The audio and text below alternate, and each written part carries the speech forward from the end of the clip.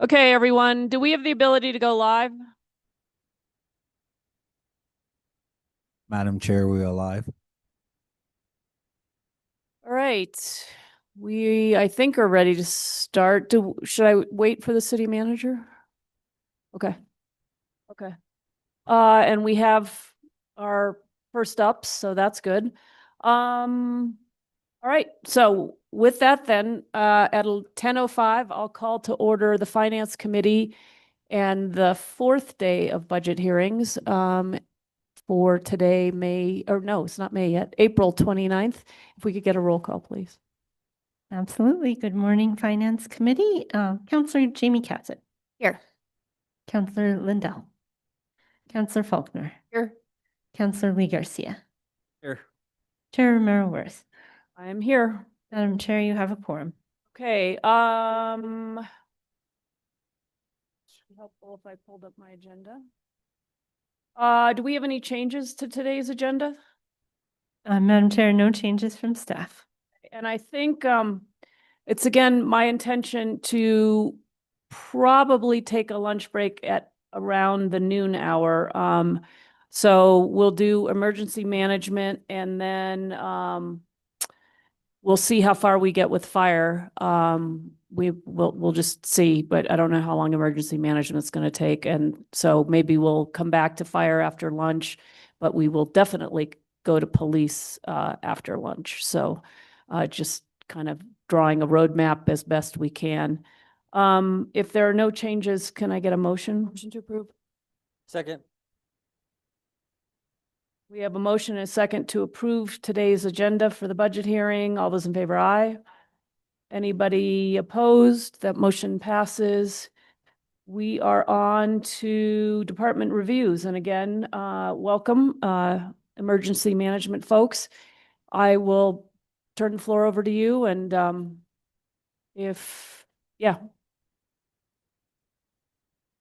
let's roll. Madam Chair, Council members, great to be here again. Looking forward to leaving better hydrated than I was. Before jumping into the slides, which are going to be of a similar format to what I presented last Friday, but just for the Office of Emergency Management, I kind of want to give a little bit of a level setting on where emergency management sits in the broader organization of the city and really think about what the core function of it is and the purpose. So in the public safety triad, we have police, fire, and Office of Emergency Management. Our team has 2 full-time staff. And I would say in general, it's a small yet mighty function and deeply critical. So as the third leg of the triad, the overall purpose of emergency management is coordinating response, recovery, and preparedness before, during, and after major incidents. While the police and fire are often first ones on the scene, OEM makes sure that the whole system works as a system across departments, agencies, and the community, having deep ties to both county, state, and federal counterparts. A big part of what the Office of Emergency Management does is make sure that we have plans for emergencies before they happen, that we manage an emergency operations center during a crisis, and that we train staff across the city, not only in public safety functions, but also other key critical functions, whether it's finance, public works, community services, or other such departments, to make sure that we're working as a whole organization. So in short, police and fire respond to an emergency, but OEM organizes, supports, and sustains the entire city's response and recovery. And without a strong OEM function, emergencies can quickly overwhelm and deepen the conditions that make it very difficult to recover and respond. So with that, I'll just, next slide, please. Quickly overviewing what you saw last week. Apologies for the small font. Emergency management with the director, Brian Williams, sitting to my left, your right. sits under the Community Health and Safety Department. The key tasks and objectives of it are training and exercising, preparedness and response, currently some grant programs, and then really something that our team has excelled at and we're excited by is digital innovation and GIS services. This is somewhat unique to our city and as the amount of investment that we've put into that. Next slide, please.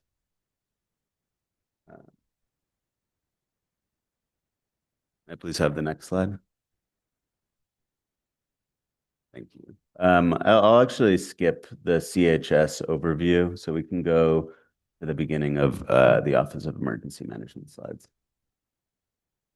So I think the big thing to note here, it's a pretty relatively small budget with about 20% of it being for staff costs, salaries and benefits, and then really the rest of it being operations and services. And those dollars are broken, the operating and services costs, and Brian or Director Williams can speak a little bit more to these during the question and answer, but those are kind of split between some services that we procure, but also some kind of hardwares and physical assets that we procure, such as what we're working on purchasing with the Meridian barriers, some kind of things that help harden our city towards adverse events.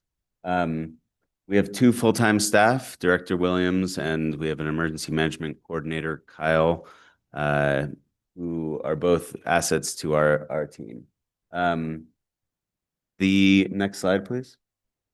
So very quickly, what is not in the budget, and I always, as I said last time, like to frame this not as what we're not going to do, but this is rather, if we could do everything, we would love to do these things in addition. And I'll say that, you know, in general, OEM, Office of Emergency Management, are lesser staffed than their counterparts in police and fire because they are not responding agencies necessarily. They are coordinating entities. But you know, there are continual things that if we had more staff, we would love to do. We are also going to be shifting our posture towards what we traditionally have done, which is a lot of grant management and trying to really do it all, to really focusing on a key few things that we want to achieve, which I'll speak to in the next slide. And this is when it comes to the risks, we're seeing federal funding begin to potentially dry up. There's been some, just for context, the FEMA, Federal Emergency Management Agency, has begun to implement pieces of the the Trump agenda that are beginning to put additional stipulations into grant agreements, such as increased potential compliance with immigration as conditions for using those monies. So there's a shift that we're doing where we're going to be de-emphasizing our focus on grants and shifting towards much more what I would call the nuts and bolts of emergency management. There's also a context here that where we are right now on the planet Earth is we are seeing trends of increasingly high impact and high frequency incidents, disasters, natural disasters, whether it's wildfires, drought, and a variety of other types of natural and man-made hazards are increasing with frequency and impact. So the importance of this function has never been more critical. And that's why we're really hoping to, as you'll see on the next slide, pivot towards a really kind of what I would call back to basics. So on the next slide, what we are committing to is a strategic shift towards core readiness. So we're recentering the Office of Emergency Management on what I would call the nuts and bolts of this work, which is consistent staff training, reliable emergency operations center activations. So something that is a very exercised and strong muscle that we can flex as needed. And then public readiness, really thinking about how we can best work with the public to keep them prepared in the instance of incidents. So we are not going to be thinking about preparedness as episodic, but rather as foundational. And part of that is building our in-house capacity, making sure that every department understands their role in an emergency and how they need to fit into a unified structure. So really focusing on training and exercising, preparedness and outreach of many of the potential hazards that we are at risk for here. Wildfire is top of mind and something that we are really going to be investing in, both from an internal preparedness standpoint, but also from a communications and public readiness perspective. I think there are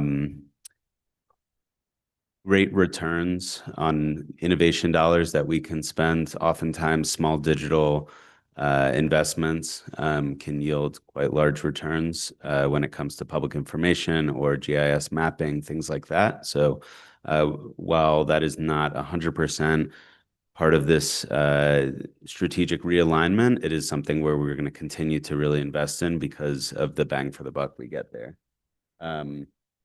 We're also going to be cognizant of shifting away from not ignoring, but understanding the risks associated with over-reliance on federal monies in this work and thinking about how we begin to leverage local investments more as opposed to over-reliance on federal dollars.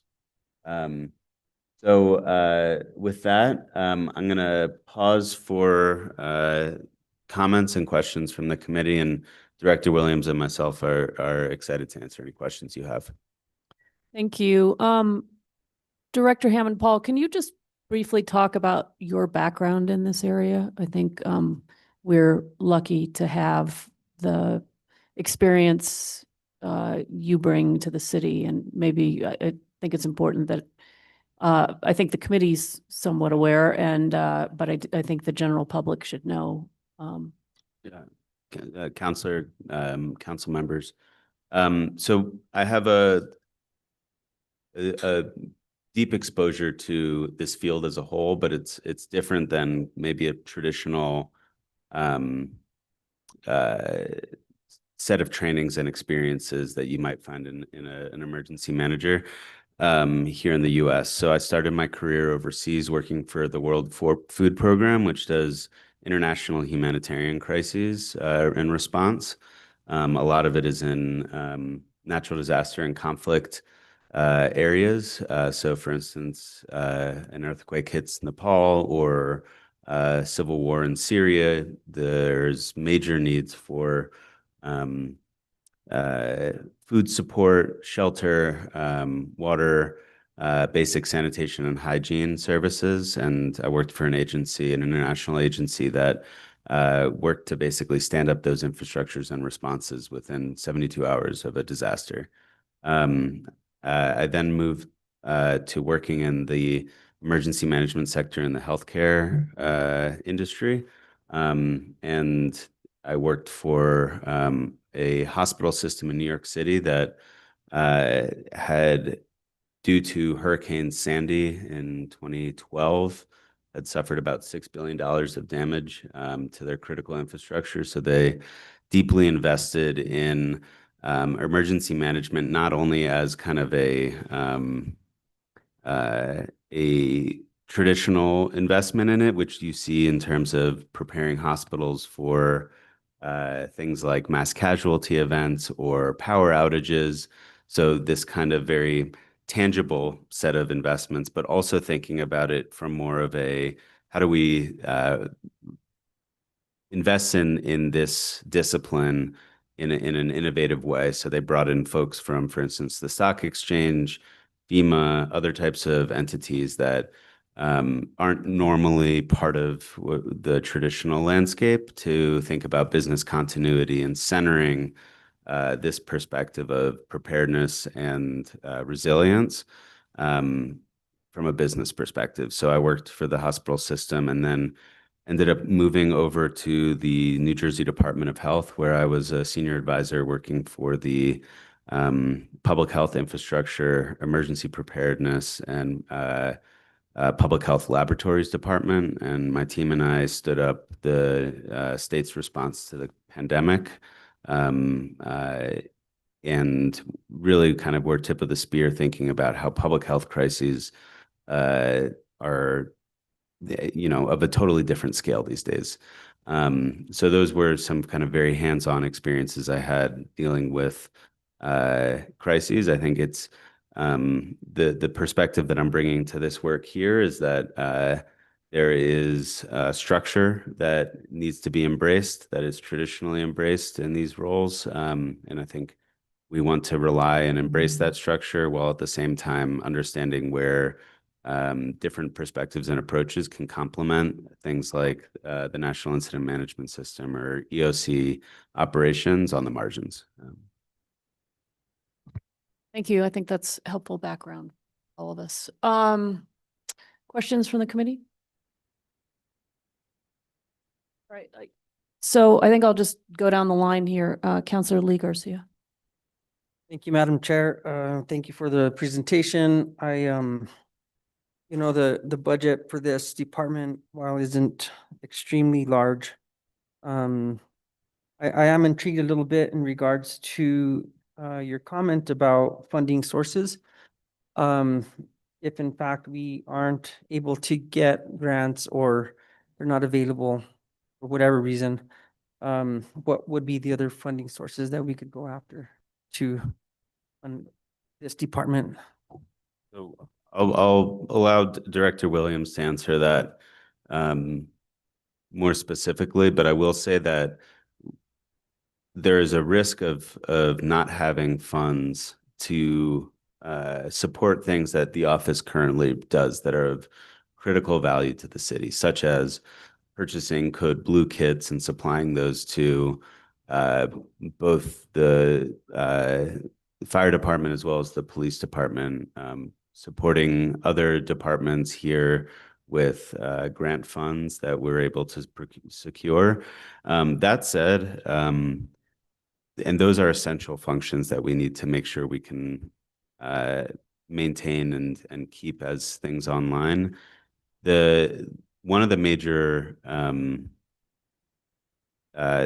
responsibilities of this office is actually in staff preparedness, and so as long as we are continuing to invest in our staff salaries, we can still do some of this critical work of making sure that we're prepared, know how to coordinate and manage a response and a recovery. So while there are definitely risks to the budget, I would say that 20% that accounts for staff salaries and benefits is really much more valuable than the 20% it reflects.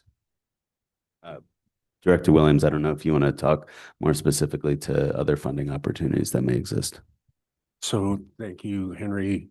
Madam Chair, Councilor Garcia, we are in uncharted water. This is, the emergency management system has been very stable for decades. Everybody knew how the game was played. Everybody had a sense of how many dollars were in the kitty. As we all have to accept, that is now uncertain. And it's uncertainty across a number of levels. It's uncertainty in terms of the regular annual grant programs, but also in terms of federal disaster declarations. You may have seen in the news recently that a number of states, and it doesn't appear to be politically aligned, are getting their disaster declaration requests rejected. The essence and the thing that I think is coming to a head is that as part of the declaration process, What you are saying is that you have exceeded the capability of your state to respond and recover. And FEMA has been very generous with the states as far as accommodating them, saying, hey, this is beyond our limits, wherein maybe there is an ability for the state to take on some of those costs, smaller dollar disasters, which would be primarily the kinds that we have here in New Mexico. And so what we're seeing is that the standard for disaster declarations is going up. It's entirely unclear what the grant landscape is going to look like in the months ahead.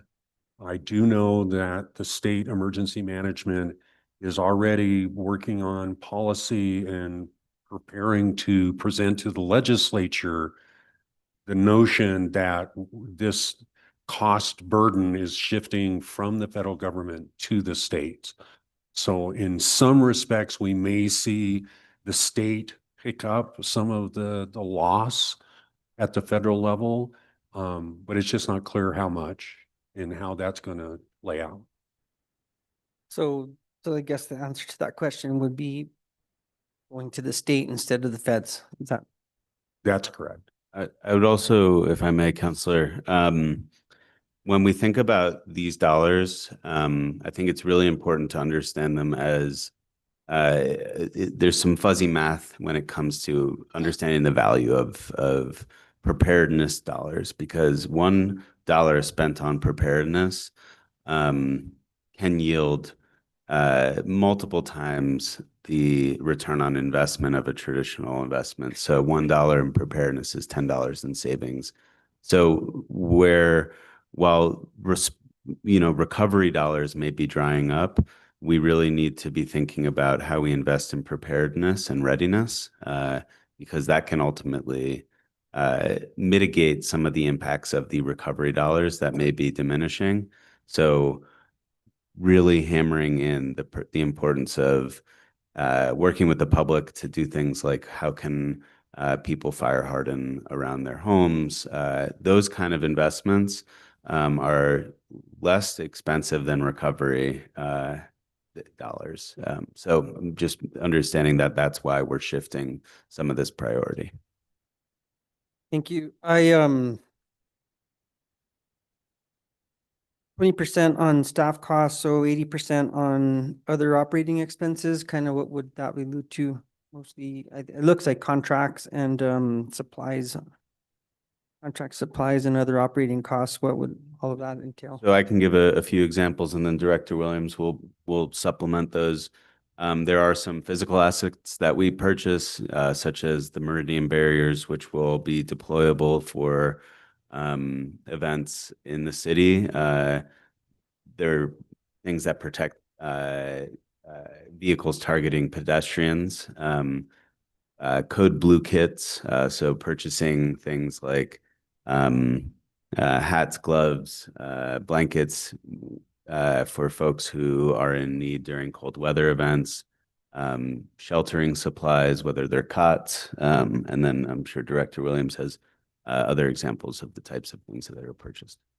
So Councilor Garcia, a big part of what we've been doing historically is grants that have supported both the police and fire department. So where you see hundreds of thousands of dollars in operating supplies, that is typically large purchases of equipment for the police department, like helmets for the SWAT team and upgrading various protective ballistic protection for the police department. So this grant, the State Homeland Security Grant, has been very generous in supporting local law enforcement and particularly the special operations functions of local law enforcement. So, that's where you see in in our budget, these large hundreds of thousands of dollars in operating expense.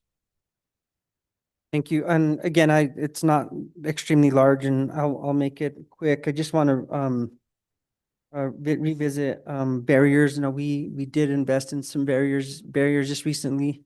I know they are designed to stop vehicles And I know with the amount of special activities that we have in this city, especially down in the downtown area, whether it's the Zobra or Spanish Market, or I think that it would be really wise for us to look into the future of these automatic bollards that come up and down, that can shut down a street immediately. Let's just say it's on Water Street. You got a parade route and you know that where the most amount of people are going to be at one given time. Well, you can enact these barriers to come up. You're not going to have to physically go set those in place. They're already there. And I think, again, with the costs, I get it. We have to find money for it. But I think that's something that would be wise for us to look into, especially from an emergency preparedness perspective. And I don't know if you've ever looked into that, but that would be something I would like to see come forth. We in the future. did. Counselor Garcia, I guess from my chair, I see real value in having a more mobile, flexible system that enables us to set up in a variety of configurations and at a variety of locations. So that investment isn't just in one street or one intersection. Although, I mean, I see your point, and bollards certainly provide a level of protection. These meridian barriers are really well tested. They've seen active use, and so we're really confident in their application. And so I think for us, particularly because we have, for example, lots of events downtown, but then we also have Zozobra. And so it enables us to move the protective system from downtown to Zozobra, where if they're fixed bollards, we don't, the investment is locked into that one particular intersection. So it's more of a bang for buck type of scenario. Counselor, if I may also add, I think, what Director Williams has said is accurate. And in general, we want like a mixed set of investments, things that are, yes, movable and deployable, but if it makes sense to have something in a given location, then because it's high risk perpetually, for instance, one thing that we need to do is build out our emergency generator capacity at key facilities here. For some facilities, it might make sense to have something that is hardwired and locked in place. Other facilities, maybe we think about something that's like a mobile generator. So it's a yes and answer for multiple types of thinking about how we need to do that. And I don't think this is the place to continue on with this conversation. We can do that in the future, but I think that having areas such as the plaza to be protected for things in a quick instance would be very wise. I'll yield my time. Thank you, Counselor. We can come back around. Counselor Cassett. Thank you so much, Madam Chair. Thank you both for being here. And I think this is a very important conversation, and one that we often don't have because people don't like to think about emergencies. And it is an issue that we have seen. I remember when the pandemic hit, everybody was like, no one saw this coming, except for the entire public health world that said there's going to be a pandemic probably in the next 20 years. And guess what? We're not ready. So I want to make sure that we are ready, because we know that wildfire is a huge risk. And as the fire department has said, the wildland response team, as you guys have said, it's not if, but when. I understand that the lack of federal, or the potential, most likely lack of federal dollars, is concerning, but I do think that this is a challenging but good opportunity for us to look at how we are better prepared. That whole idea that an ounce of prevention is worth a pound of treatment. But that being said, because this is a topic that is really tough to get people engaged in, and a lot of people aren't really going to think about this until it is time to actually think about this. I lived in California for 9 years. I don't think I got my earthquake preparedness kit until I got pregnant, because all of a sudden then it was salient, and then I came home anyway. So, people really don't think about these things. And I think now more than ever, it's going to be incredibly crucial. So I guess my first question has to do with, how do we, as the elected officials, as really public facing figures, I would like to see better partnership with us and you guys of to how we are able to really engage our constituents and bring them out for this topic. It is, they will show up for, we talk about homelessness, we'll have a full house. I'm sure fire preparedness, maybe we'll get a little bit more. But some of these high wind events, potential pandemic again. So I'm curious if you guys are starting especially as you're looking at this hazard mitigation plan that we are updating. How are we going to really actually get the public's attention on this one? How are we going to keep it? How are we going to make sure that information's out there? And how do you leverage us and other, outward facing city departments? Madam Chair, councilors, thank you for the question. I think correctly, nobody thinks about preparedness until it's too late. So one of the main things, and this is something I'll use wildfires as an example for what we are moving towards. First off, to think that this is only supported by this office alone is a fallacy. Deeply reliant on our public safety partners in the fire department and police department for this work. That said, we hope to help kind of be a backbone support for some of the outreach and information and public engagement aspects. Part of that is a proactive disposition. So instead of increasing things that people would want to come to, like an information meeting like we had recently on the South Side. So making those more frequent. The other thing is having a more specific approach to understanding how we can meet folks where they're at. So for instance, meeting with HOAs and going directly to already existing groups where folks are talking about this and being very proactive about engaging there.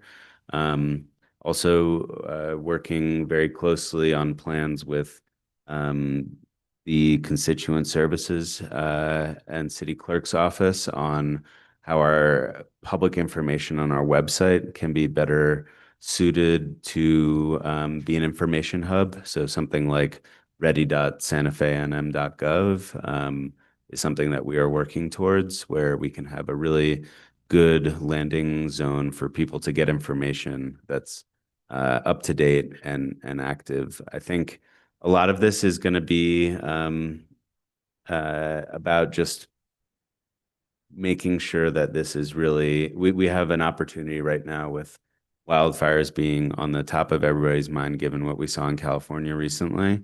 And we need to capitalize on that moment and make sure that we are really alerting the public to the fact that this is a real risk and not letting people forget that, this happened recently and it's a matter of if, but not, or a matter of when, not if. So I don't know if that answers your question. It does. I'm glad that you're thinking about that in that widespread way. I also know that we'll get to the fire department, but there was some stat in there that's, interacted with almost 100% of Santa Fe residents. And so it does seem that wherever we can kind of infiltrate might be a good idea. Having a booth at the Easter egg hunt, for example, or, we were, the Move for the Museum on Sunday, economic development had a booth. I think that emergency management really just needs to show up more when you guys can. Obviously, you're a smaller department, but again, we do have our other city departments that are there. And as you mentioned, we can really leverage those because it is a bit of a tough one.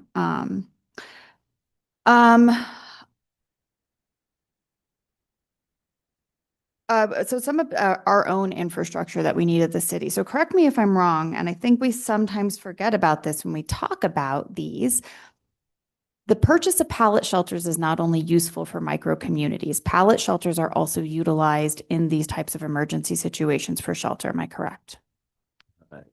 Madam Chair, councilors, that's correct. And we currently have 29 in storage. And when I meet with the public, I use the opportunity to reiterate that that is not a liability, that's an asset. To have things that are deployable for people who are in need of shelter. Having worked in the international space previously, and seeing how important it is to be able to stand up shelters quickly for a variety of contexts. I think of the fact that we can rapidly shelter people with 29 units is a good thing. Yeah, I want us to continue to look at that, because when we were looking at the contract, when we initially had this conversation of purchasing up to 100, and we were having this conversation again about, getting that contract executed before the price went up, there was kind of this narrow view of, well, if we're not standing it up for micro communities at this time, this is a waste of dollars. But again, it's so hard, because if you don't have a tangible, hey, we needed this already, it doesn't seem important. But that was a point that I believe you brought up, that Director Sanchez brought up, that I do not think can be let go of, and we can't let it get overshadowed, that these are important, and this is part of a larger strategy. However, it sounds like there's some other infrastructure needs that we have, and during the high wind event, there was conversation around not having a backup generator that would have been able to support the Operation Command Center. That sounds like a challenge, and I'm curious what, since we had that, it was great that we had this false alarm, because we got to learn some things. So what did we learn from there, and how are we going to be addressing that? So in the case of either a wind event where power is getting shut off, or something else that will have similar impacts, that we're able, we're not in that situation where we're scrambling at the last minute. Long story short, is that the city has some facilities that are on that have generators already. The senior center, the convention center, some of the I believe 1 or 2 fire stations, three fire stations, and then the police headquarters. But there are other key facilities that don't. So we are working with facilities to. It's not a one size fits all, unfortunately, as we learned when we tried to procure them. Someone brought a backyard generator, thinking it would, for a barbecue, would support an emergency operations center. So these are large investments, depending on the type of facility that they're meant to support. For instance, if we want something for the GCCC, that's a very large investment. It's a different, smaller investment for smaller facilities, but the long and the short of it is that we're working with facilities, emergency management facilities, and the finance team have already had conversations about this, and then we're moving forward to try and procure these. Okay, so do we have funding for these at this moment in time, or at least for some of them? I know probably not for everything that we would prefer, but is that money available, or is this money we're going to have to find? I think I'll maybe, if I can get back to you, it's a nuanced answer. For instance, the one at the GCCC is $1 million, whereas smaller ones are of different costs. But or maybe. Yeah, thank you, Madam Chair and Councilor and Director Hammond Paul. So we're currently working on identifying the exact amount that's needed, and so we're working with the Office of Emergency Management and with the departments that we've identified. There's a group of buildings that have been identified as priorities for generators, but we have not yet brought forward budget adjustments to request funding specifically for those purposes. So the need has been identified, but the funding has not yet been approved by the government. Okay, thank you for that. I appreciate it. I'm at time, so I'll yield the floor. Thank you. We'll come back around. Counselor Faulkner. So I am super excited to hear that we're going to be doing readiness and preparedness training. One of the concerns I had is that I didn't see any like whole city training through your department with the other departments. And it was unclear to me, like what would happen in an emergency? What's the process? And so I'm glad to see that we're going to be doing some drills, for lack of a better word, and just being prepared. The other question I have is, are we prepared to take on people from other cities? Like when Los Alamos had that huge fire, they evacuated the city and they had to go into Espanola, Santa Fe, wherever they could go. And so how prepared are we for that? I would say, and I'll let Director Williams jump in here too. The big picture is that no single municipality or county or state can manage challenges themselves. So for instance, when Las Vegas had an issue with their water supply, the city, Director Williams and Director Roach from the Public Utilities Department managed to use a mechanism that exists, IMAS, I don't know what it stands for, something. Oh, it's an acronym. But effectively we gave hundreds of thousands of gallons to Las Vegas, hundreds of thousands of gallons of waters to Las Vegas to support their population. And we'd expect the same kind of support in return. Similarly, so we share resources across cities, states, other jurisdictional lines. We are not specifically prepared to support Los Alamos as like a standalone, but we are prepared to support those in need as just the way we function. But Ryan, please. So thank you for the question, Councilor Faulkner. Just for perspective, for Calf Canyon, Hermit's Peak, we did spin up a shelter at GCCC for 600 persons, and it was about 48 hours to get the whole thing put together with the Red Cross. And that also within 72 hours, we also had pet sheltering there at GCCC. And so the fork in the road of the question is, are we impacted by the disaster? If we're not impacted, that gives us a lot more flexibility to be supportive of another community.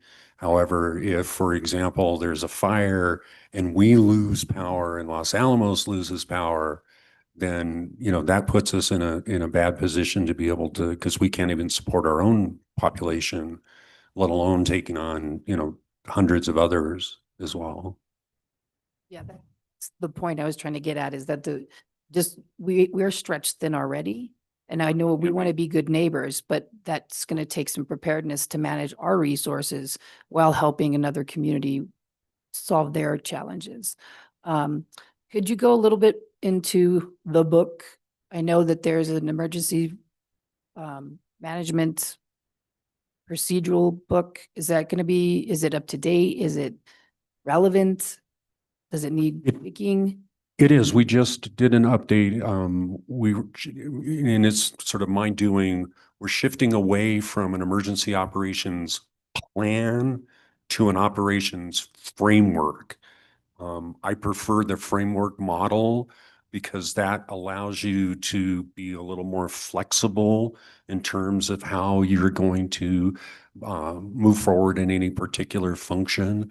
So this is a base plan and then annexes for specific functions. For example, evacuation, sheltering, human needs. In addition, there are disaster-specific appendices that are included, and we're building on the existing documents. So it's a work in progress. So we have, again, this is it's updated this year.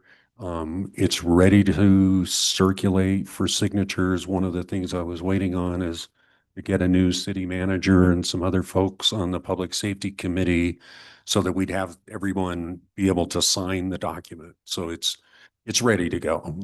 And if I may add, Madam Chair, councilors, having a base plan or framework is critical. It is also the type of thing, similar to, I don't know, not a code of ordinances, but other kind of big documents, they can collect dust. So what it is incumbent upon us in our department is to actually make it come alive for people so that it's relevant. So just as the executive summary of a document often ends up being the most useful piece because it translates it, that's what we're doing, and we're shifting towards is using this really critical planning document that we have or framework, but translating it so that it's consumable and at people's fingertips. So as needed, we'll always be able to reference it, but nobody should need to know it word by word. These are things that we should, except for the director of emergency management. They have to know it word by word. But otherwise, it should be something that we understand the principles, understand the key components of, but are able to speak to and act on in a almost reflexive way. Thank you. And then one last question. I'm assuming, hopefully this isn't a bad assumption, that once you get that done, then you're going to start training and educating the directorates of the entire city on, Yes. and then the public as well. Yes, I would say it's not a precondition. There's things we can do while we're waiting on signatures. Awesome. Thank you so much. Just as a note, we are also creating position-specific binders for positions in the Emergency Operations Centers so that folks, we understand that our operations center is not the state where the state has people that do it all the time.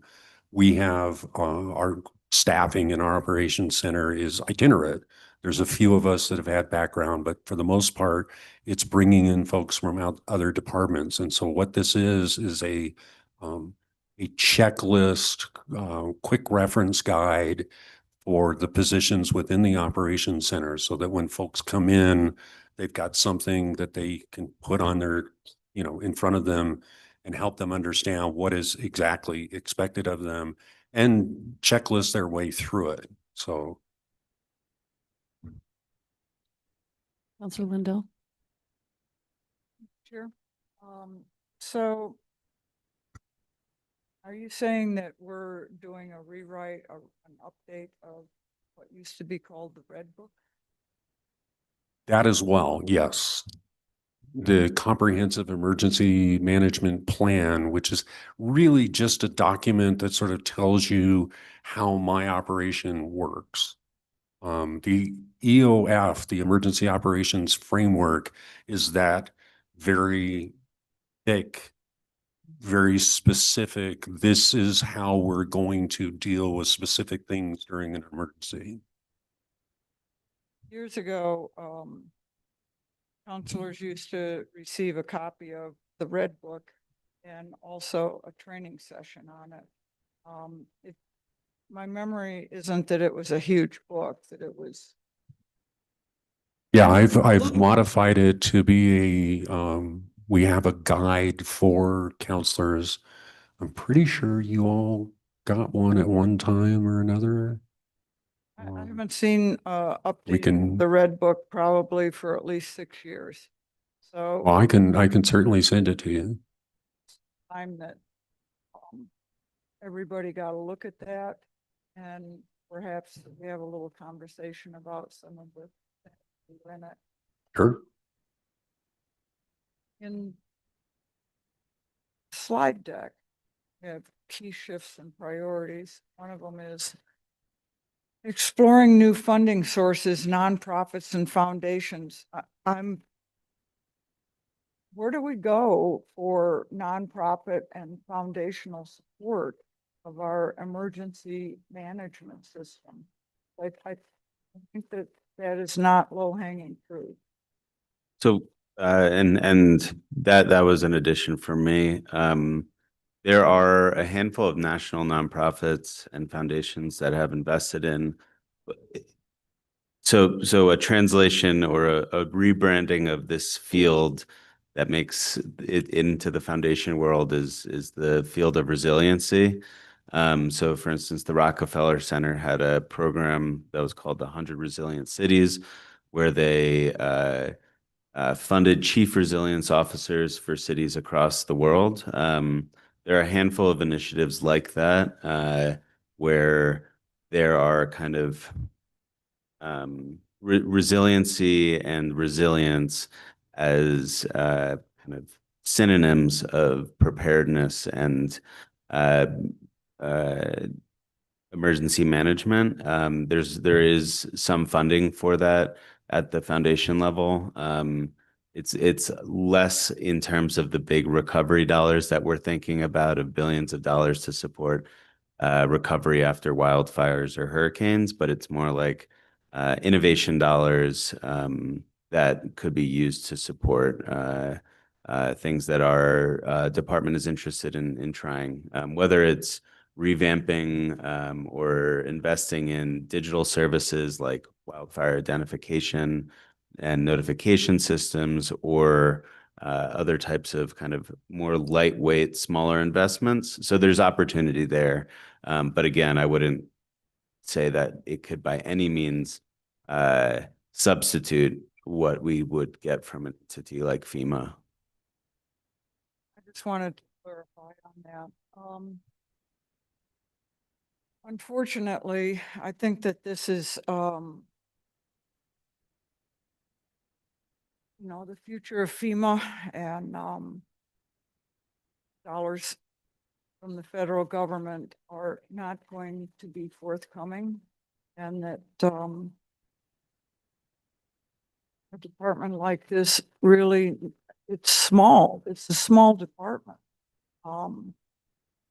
Doing the day in, day out, I think makes it pretty tough to try to plan for that loss of dollars, but I think we have to do it. And I hope that we can find a way to do that. It's not a big budget. And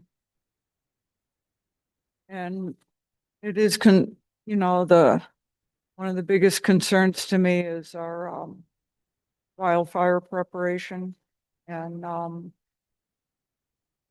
how we're going to communicate with the city, with all the citizens, because I think you said it's not if, it's when. And it'll get very real very fast. And we really do need to be prepared for that. So I hope that we put a fair amount of focus on that. And if technology can help us with that, I'm all in for doing that. Thank you, Chair. Thank you, Counselor. This is perhaps an unfair question, but I'm curious, being on the inside and communicating with federal agencies and with other folks in the emergency management circles. I mean, is there any method to this madness about what's going on at the federal level? I mean, is this knowing that states can't afford, what's being corrected here?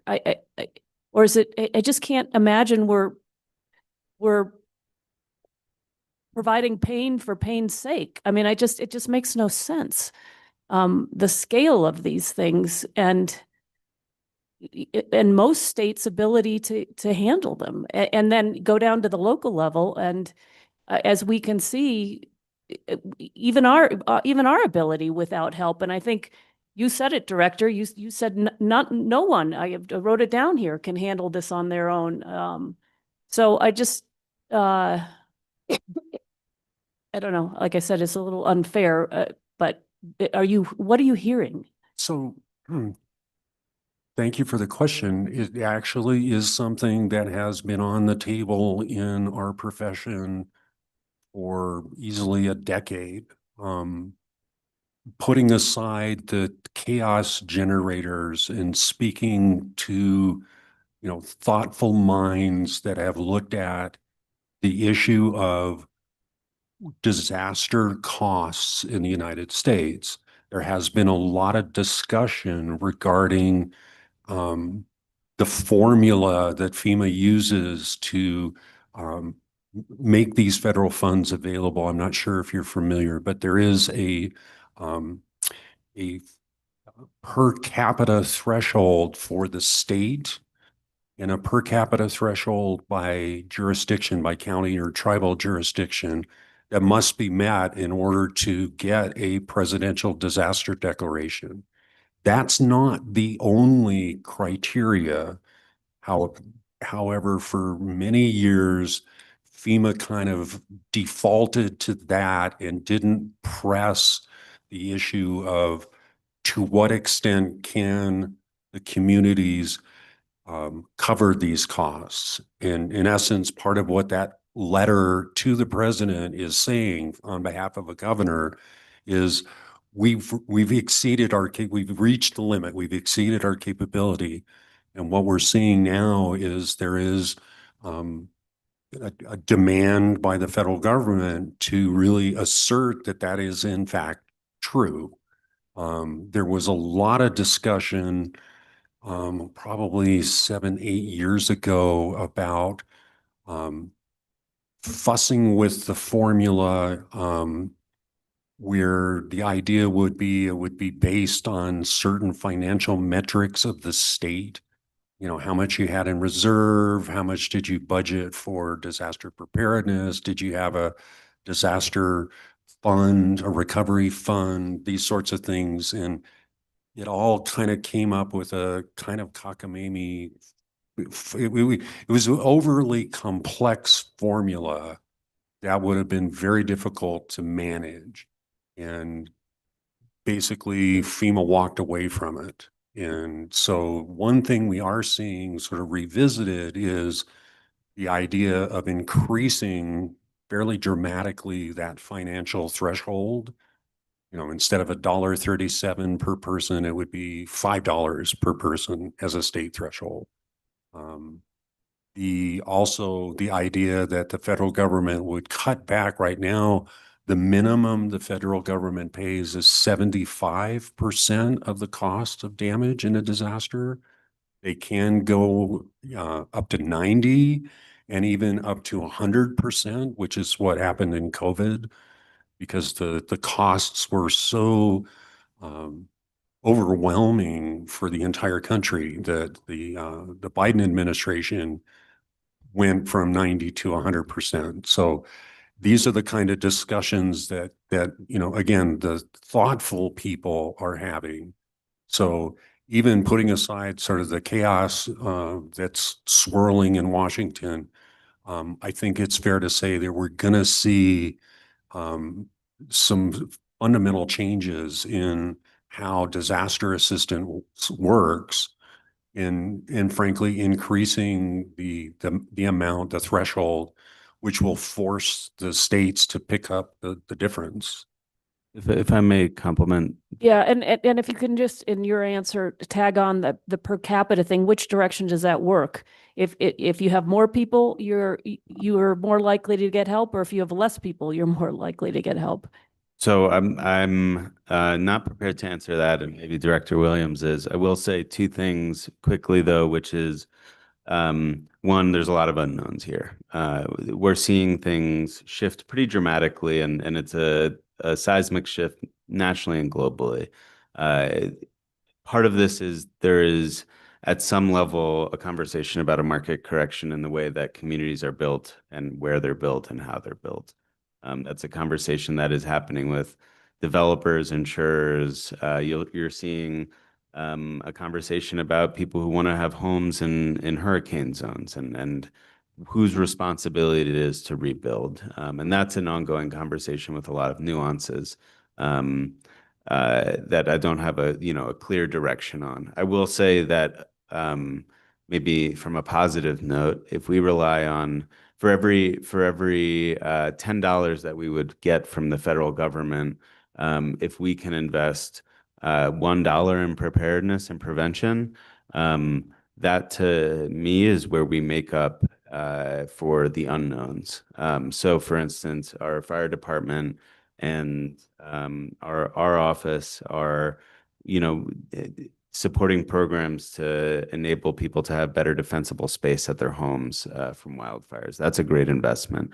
And maybe it saves that money on the back end by really investing up front in things that we can control. So I would say from like a optimist's perspective, really doubling down on the upfront investments that are smaller, so that when inevitably something bad does happen, the amount of reliance that we have on external dollars to what we have is lessened. There's some, what I would, unfortunately, I hate the word, but counterfactuals that exist in this kind of math where we just, we can't do that accounting very confidently, but that's where we should be directing a lot of our efforts. Is if we have the money to put in upfront in preparedness investments, it will save and diminish our reliance on things that we can't control. Thank you. Director Williams, did you Will, in answer to your question, Yeah. Quickly? between 2007 and 2017, state of New Mexico had 10 presidential disaster declarations.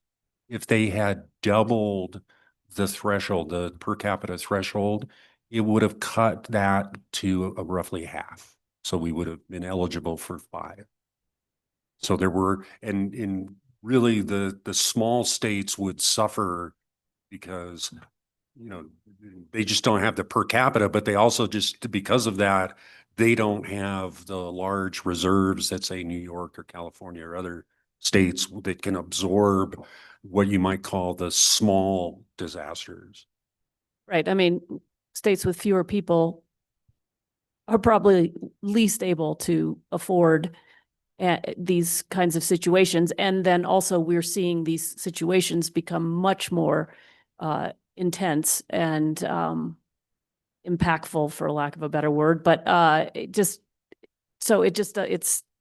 doesn't make a whole lot of sense from where I sit. But I think that the exercise, thank God it was just an exercise that we just went through with the power outage stuff, was very instructive. I know it probably was instructive for you internally. I haven't heard your after action report on any of that, but I think it was instructive for the public and I know just even in my own friend group, but things like, hey guys, you need to sign up for alerts.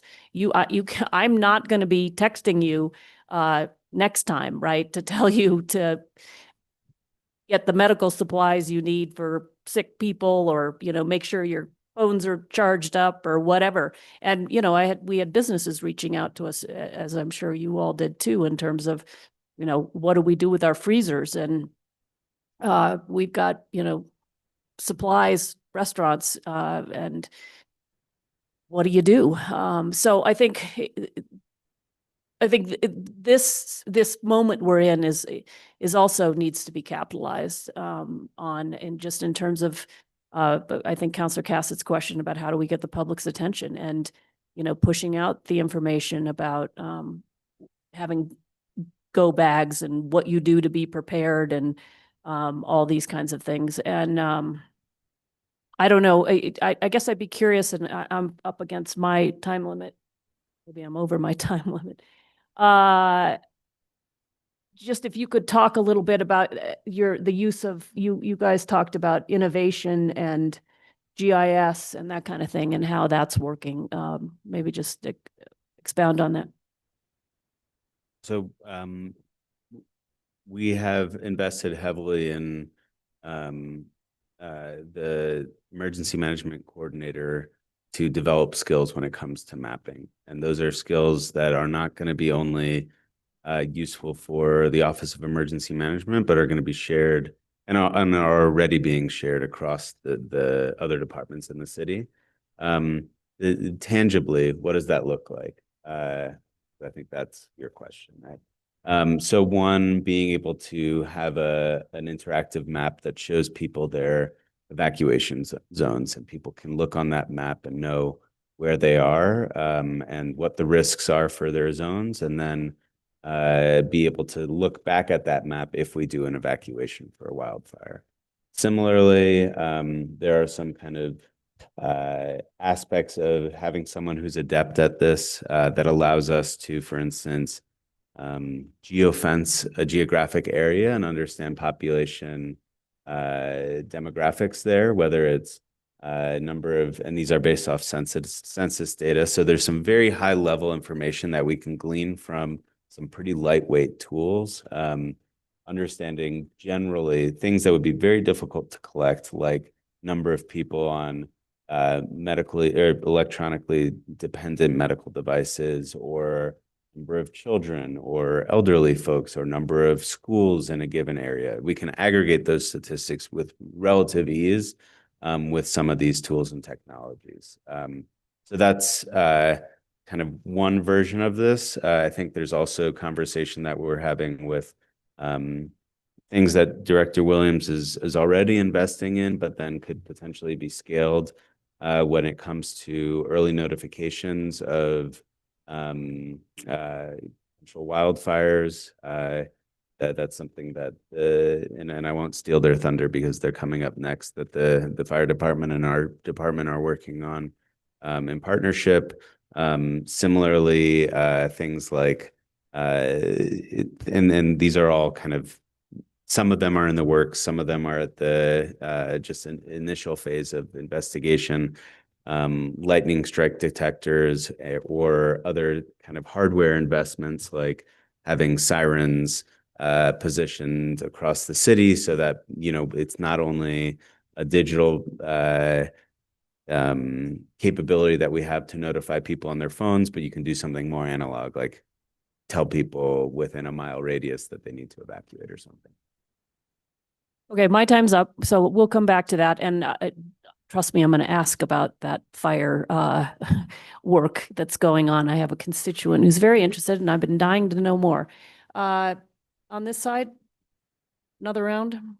I'll be quick. I just, I think this topic is something that is so important for communities. Obviously, like you said, an ounce of prevention, it goes a long way. And one of the things that I would just make a comment on in regards to being in an area, I understand fire where we have people that live, but we have a national laboratory that just sits as the crow flies 15, 20 miles. And so from a federal level, you would think that we would get assistance, not only in just a city plan, but something that, and I know they're out there. I mean, you have the city, you have the county, and you have the state fire marshal's office, and what type of collaboration happens between those entities. Obviously, emergency management has to be very involved with that, because why else would you exist? But not just from a funding perspective, but a coordination perspective. And God forbid a catastrophe happens up at the labs, it's just right there. The city of Santa Fe, the city of Espanola, you have Ames, you have the Pueblos, I mean, you name it. And so it is a topic that I think needs a lot of attention and someone that has their finger on that at all times. You know, I know we could probably sit here and try to figure this out all day long, but I don't think that's what this budget hearing is designed to do. I think we should focus on how do we secure dollars. And I think that's where, going back to my first questions in regards to, if we're not going to get money from federal grants, well, then where else are we going to get it from? And I think that's very important to put our finger on. Thank you. Thank you. Councilor Cassett? Thank you, Madam Chair. Following up a bit on Councilor Garcia's comments and Councilor Faulkner's question around if we are prepared to take on other cities, are they prepared for us? So how is the regional coordination happening? You know, do we have a broader sense, and is there conversations among, you know, us in Las Vegas and Los Alamos and Espanola and wherever else around different emergencies happening in different parts of the state, and what that coordinated effort would look like among the municipalities or the counties? Is that left up to the state to really direct and dictate? So we actually meet collectively every quarter I have great relationships, many of them going back over 10 years with my counterparts in various positions. The Los Alamos Emergency Management Director is somebody I've known well over 10 years. The county has a new emergency management director, and I've already developed a really great relationship with him, Sandoval. So it's not static. It's not, oh, well, we're just waiting for the phone to ring. We do interact on a regular quarterly basis. And then in an ad hoc way, when things happen, obviously, if I need a generator, I'm going to reach out to Beverly up in Los Alamos, or, perhaps Don over in Santa Fe County. So there is a strong collegial relationship amongst emergency managers throughout the state, and certainly here in the northern part of the state. In addition, the state emergency management would facilitate any additional, if we needed something and we're not finding it amongst our neighborhood partners, they of course have the contact list throughout the entire state, and in fact in other states as well. So we can tap into that asset to get additional support. And maybe it comes from Las Cruces, or, from who knows? I mean, it's just, you never know who has what. And emergency managers are basically the proverbial neighbor who comes knocking at the door to borrow tools. It's just how the system works. And so we're very accustomed to both asking and providing. Wonderful. I'm glad to hear that. I'm glad to hear that those relationships are actively being built. So thank you for that. My only other question / comment maybe, following up on Director Hammond Paul's conversations around looking at communities and how and where they're built. And again, we have a general plan update. We have a land use code update, one of my favorite topics, because it touches everything, including this. And I think that we need to think about what are we requiring and what are we promising for individuals who choose to build in the escarpment. They are really high risk for fire. There are things that I'm sure they can do that I don't have the technical knowledge to know what those are. But as while we have this opportunity of, really taking a very broad look at the city, how and where we're building, as well as the code updates and what are those regulations that we are going to hold people to, that's our risk zone. And it's interesting. It's not affordable housing up there. We know that, these are really, really expensive builds. And so what does this start to look like? Now, I know there has already been some cooling in that area simply because home insurance companies are saying, we're not going to insure you there. Forget it. You're too high risk. We're not taking on that liability. So, maybe that's all that is needed. But I think that's going to be a really important conversation as we move forward with the general plan, with the code updates, and as we think about our city through that lens. I want to make sure that is represented in both those documents. I don't know if you have anything to say to that. That's just me talking. Affirmatively acknowledging that and saying it's a complex conversation that will involve multiple stakeholders, but one that's essential. Wonderful. Thank you so much. Thank you, Madam Chair. Councilor Faulkner, did you have more? I'll time you. So I'm going to be asking the fire department this question as well. What about use of drones in emergency management? I know that the police department's had some success using drones, and I know other cities are using drones. And I think there's a lot of opportunity there. In some cases, it might protect our first responders because they're not having to go into a dangerous zone without the drone scoping it out for them. Madam Chair, councilors, I think I'll just say any opportunity to be innovative is great and something that we will look at and embrace wholeheartedly, understanding that there are sometimes risks with new technologies. That said, for a team of two, there is limited capacity to, do the develop the kind of technical expertise and be able to maintain that as a critical function. So that's where where we can, we'll support the police department and fire department who have larger staffs and are better positioned to maybe maintain those types of resources. But the short answer is wherever there's opportunity to innovate and learn and leverage new technologies, that seems like a great thing to take with a cautious approach. Thank you. And then I'm glad that you mentioned, Director Williams, that you have a good working relationship with the regional emergency management folks. I did a training in Los Alamos. I participated in a training for the labs.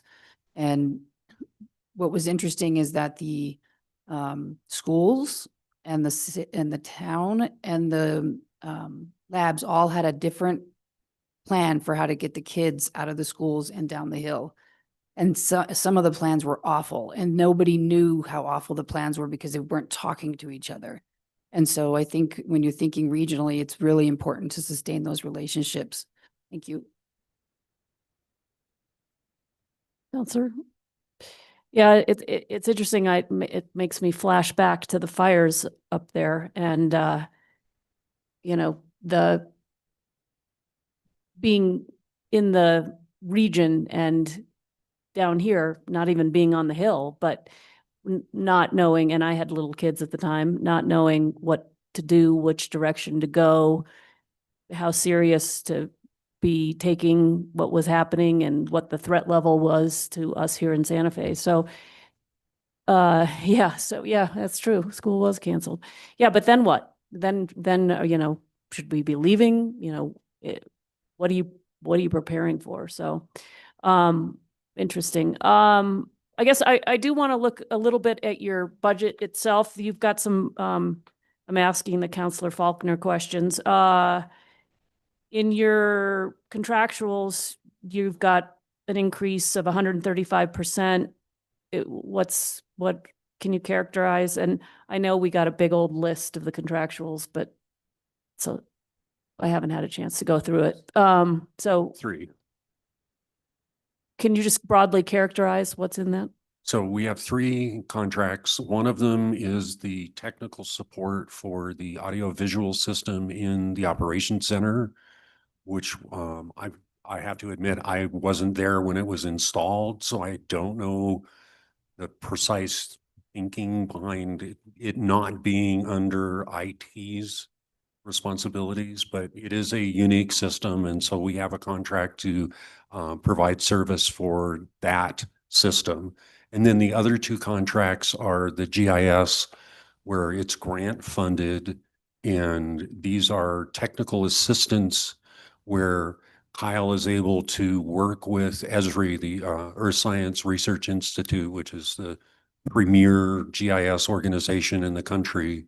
And basically, they can assist in developing, for example, the dashboards that Henry was talking about. And so it's technical assistance. Okay, and the supply line item went up a little bit. Is that around preparedness type? Yeah, the Stuff that operating, you- okay. keeping in mind, which line are you looking at? The 2000? Supplies looks like it went in the proposed budget up by $82,000 for a percentage change of about 60%. Yeah, that's grant funded equipment for probably the police department. Okay, and then it looks like your capital purchases, which is an interesting line item, went down by about 30%. Yeah, that again, these are equipment that's been purchased primarily for police and fire. Okay, and maybe didn't need to be purchased again, kind of thing. Yeah. Yeah, okay. It seems my little device here just turned off. It's not helpful. It's sleeping. Apparently it's trying to tell me something. Just looking if there were. Oh, in this conversation around, coordinating regionally with other governments, other departments, is any work being done around also, not just like, how do we prepare, how do we respond, but also what these changes are doing to us and what we think we're going to need and why this might not be a good idea, and maybe other ideas about how you think about all this. Like, I don't know, working and moving up the food chain a little bit, like having a coordinated message to state officials, to the federal government about our ability to deal with these kinds of things and the challenge that we're being placed in, and the need for this kind of assistance. Like, I think we need to speak out. We need to talk about how this is affecting us and have a coordinated message. I don't know if you're working with the League of Counties or the Municipal League, or, just it seems like we need to not just sit here and take it, but So, sound the alarm bell about why this is not good. I mean, we certainly have our own professional association, which is really strong here within the state. I guess I'm going to have to be candid, and I think you already know where I'm going with this, is that we're not on the right side of the fence in terms of communicating with the leadership in Washington. And so that is a real obstacle. Yeah, and I'm gonna stop you right there, because while that may be true, let's not just like stand down. Because I sat on the Municipal League board for a while.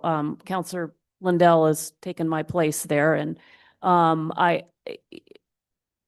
state as a whole, I mean, we have, I mean, if you have to be of a particular political strike in order to be heard, the state of, we have diversity in this state in terms of the communities, that how this is impacting communities of across the state, and they're not all the same political stripe. So I think that's, again, why it's important to be working through places like the Municipal League and the League of, what is it, the county, I forget, it's not league. Association of Counties. Yeah, association. It's not, I knew it wasn't the League of Counties, but the Association of Counties.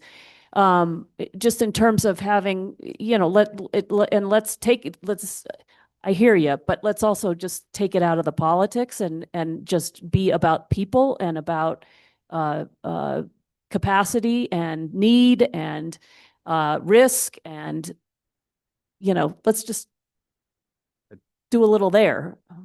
I think that's a point well taken, Counselor. And I would say that there's even deeper opportunity. Not only there's a lot of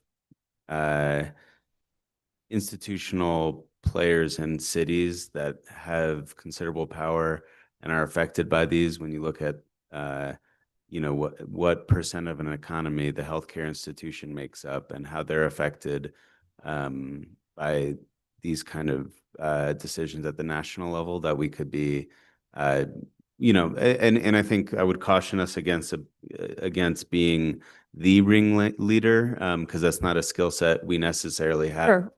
But to think about what a coalition of people who are affected by these looks like, and how we can join that. Yeah, and I totally agree. We don't have to lead it, but we can certainly be a part of it. And I think it's these are conversations worth starting, and seeing who the right messenger is, who the right voice is, and get a better sense of, before it happens to us, what's the threat level? What's the impact of this? And I think somebody alluded to the fact that the legislature or the state was looking at this. And I know that to be true. And so I think we'll want to keep our antenna up for those opportunities. And we're not alone in being concerned about this, but I think it's a question of how we strategically respond. That's also important. So one thought from my chair is that perhaps we can lob something to Washington that they find acceptable. And one of the things that I've thought a lot about is, those of us that lived through the 70s and the energy crisis that occurred saw the effectiveness of tax credits for things like weatherization. And so I would argue, maybe we can make the case to Washington for a tax credit for preparedness, since what we're seeing is most individual and households are not well prepared. Maybe we can get the same kind of bang for the buck that we did with weatherization with preparedness. And frankly, the challenge that we face in our community is not the folks who come to our presentations and, listen to what's said and call Porfirio. It's the people that just don't really care. Well, or for whatever reason, they don't read the paper. They don't, they're in their own little bubbles. Yeah. Yeah. So how do we sort of break that bubble? And one way to do that is to incentivize it, money talks and. Yeah, and maybe there's work that can be done around the fire, I'm not going to say the words right, but fire targeting or hardening or clearing property of debris or shrubberies or trees thinning and that kind of thing. But, that might be a great tax credit kind of thing. I haven't even heard of that. And maybe it's that idea is already out there, but it seems like it would be a good one. So, all right. I'm sure my time is up again. Other counselors? All right. Anything else you want to do? Anything from the peanut gallery? Okay. Motion to approve. We have a motion. We have a motion and a second to preliminarily approve this budget. We need a roll call, please. Counselor Cassett, Yes. Counselor Lindell, Counselor Faulkner, Counselor Lee Garcia, Chair Romero Worth. Yes.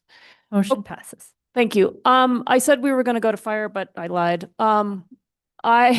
I think given the hour, it makes sense just to break now. We'll come back at 1 o'clock and then we don't have to disrupt you guys in an awkward, give you a quarter of the presentation and then we're like, hey, we're hungry.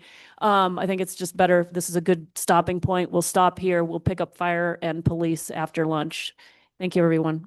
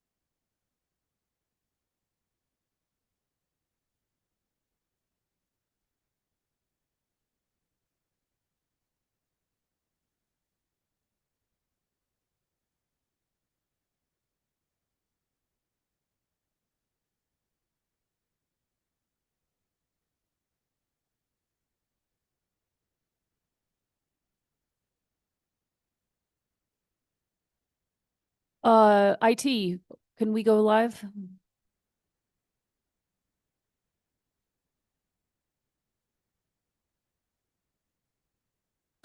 Madam Chair, we are live. Thank you, sir. All right, at 1:03, we are back in session to hear the fire department budget. Welcome, chief and team. I think we can just dive right in. We're all here, so go right ahead. Madam Chair, thank you so much. Yeah, if we can get the slideshow.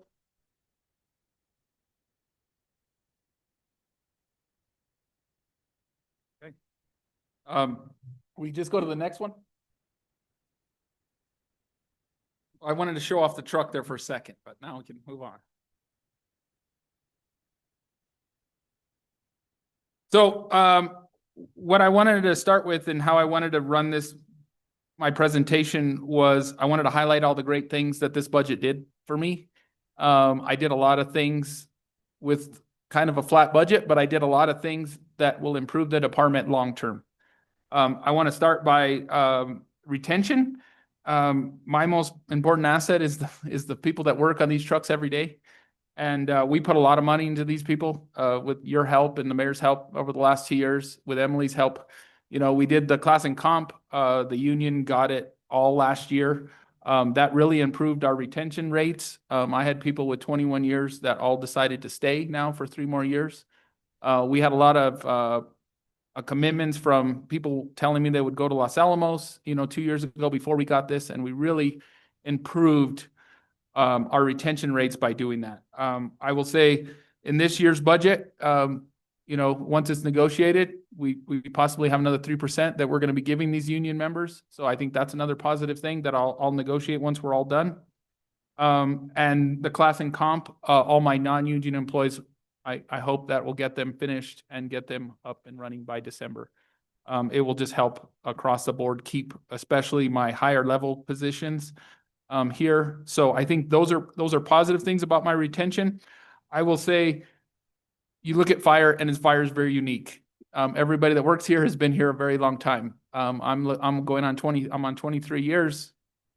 Chief Outerkirk's at 18. Chief Johnson's at 14. So when you look at retention for the fire department, it's hard to replace these positions, especially when we get here.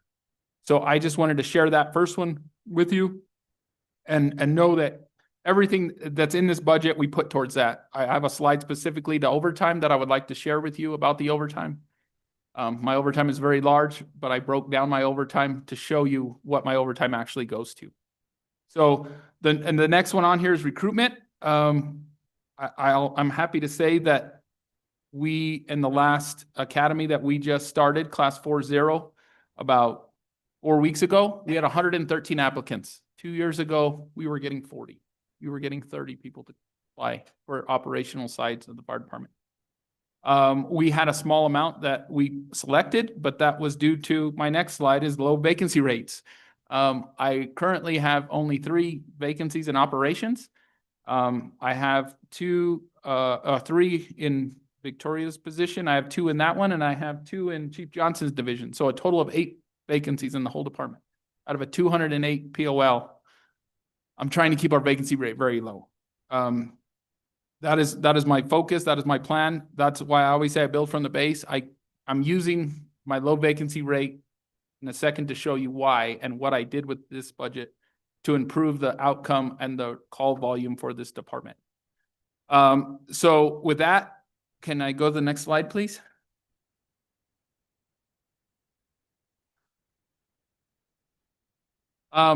What we did with this budget that we're currently in negotiations with, and I can't go into too much detail until I negotiate with a union, is I'm trying to increase our minimum staffing by 5. We have currently 42 minimum staffing, 34. We're currently trying to increase that by 5. So we're going to add our first fire apparatus to minimum staffing, and we haven't done that since 1999. Last year, when we had the class and comp study done, we were able to also increase another ambulance. So I'm going to try to put another ambulance on full time. So Med 44 will be fully staffed and running minimum staffing. And then one of the most important things that we just accomplished with this budget and hopefully by the end of June, is we're putting an extra person at the airport. We got these new trucks with your support. Actually one arrived on Monday. It's the two of the ARF trucks that we purchased. That's about a $2.6 million investment that the city did. And so we're gonna start minimum staffing hopefully in July out there with 3. So we're gonna put more people online. I think when we do the pushback of these new trucks in June, you guys will see why we need more people on these trucks. They're 44 feet long. They're 13 feet high. They look like monster trucks. So we focused our operational goals, and we did this with our current budget. We did not get an increase, but with our low vacancy rates, I was able to increase staffing that way. And that's how I accomplished it, was I used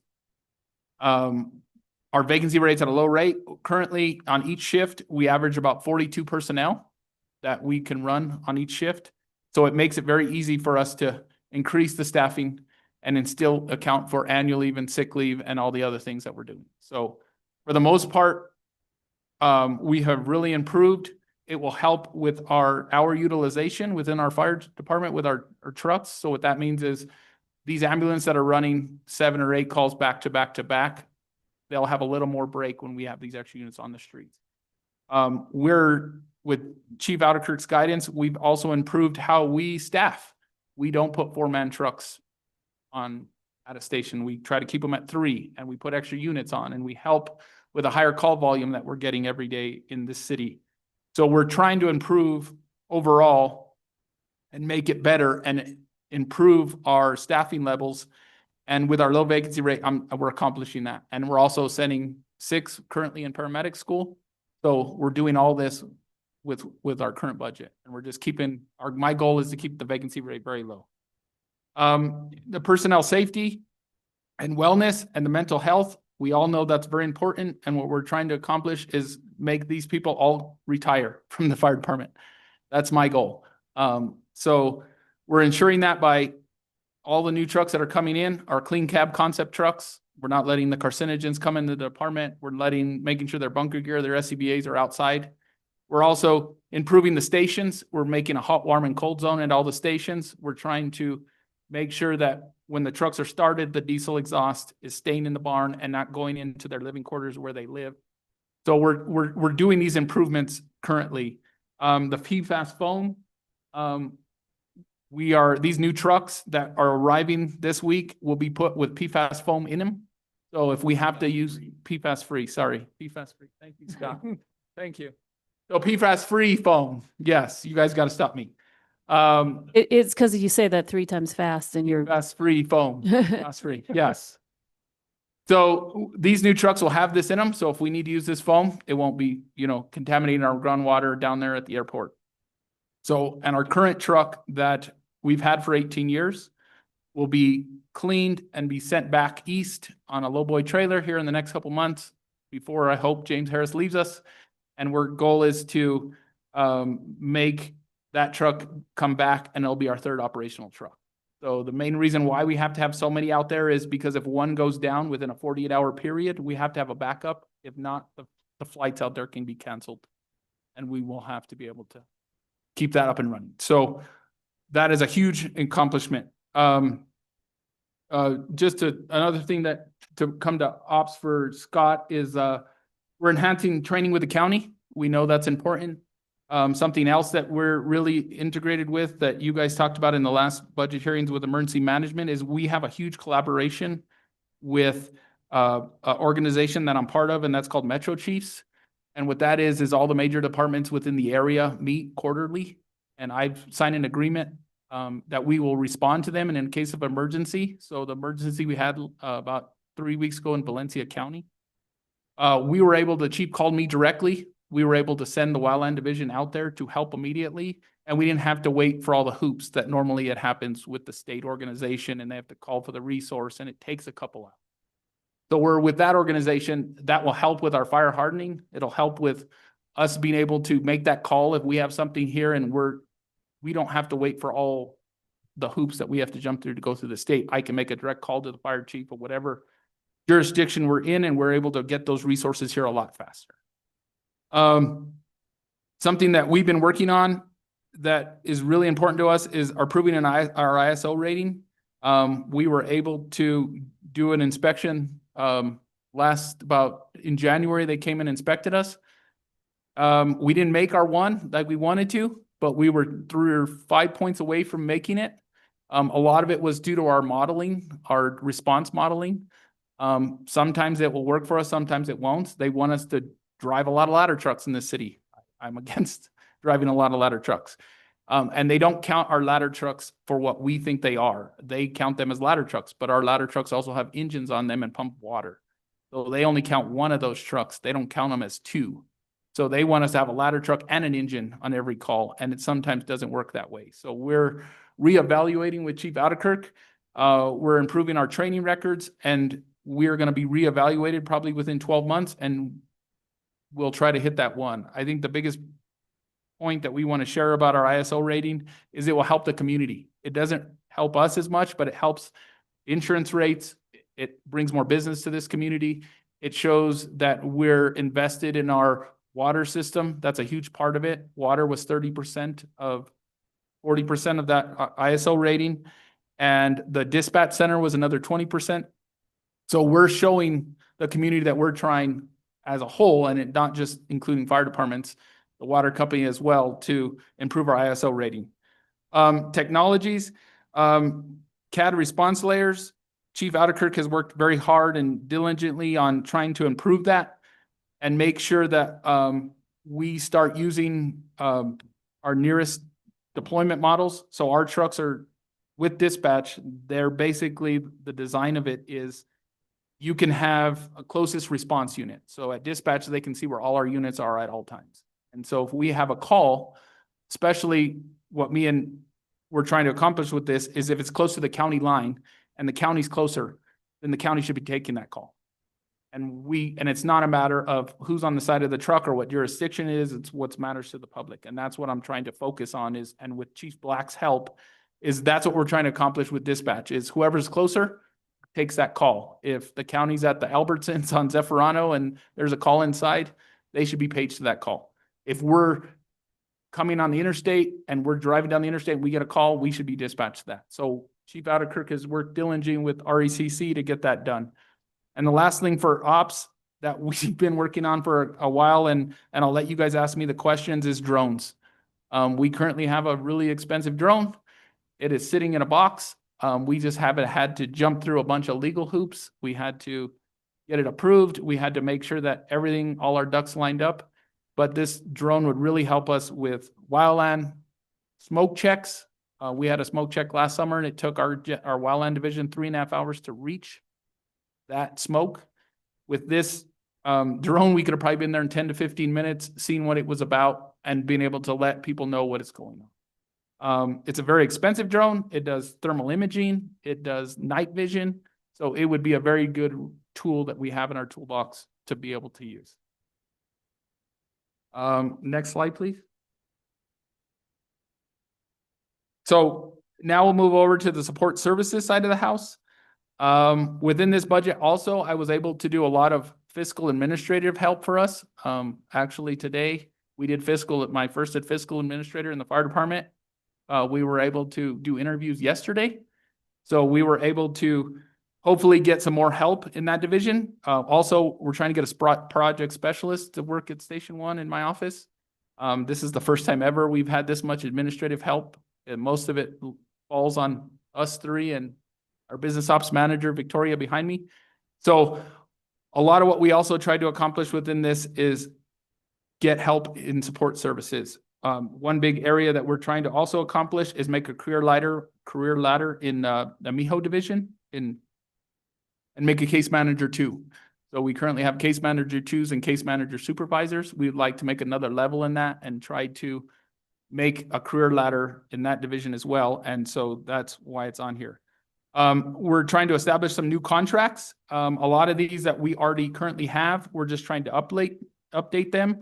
ImageTrend is our EMS software. So that's how all of our reporting has been done. We've been using it for 4 years.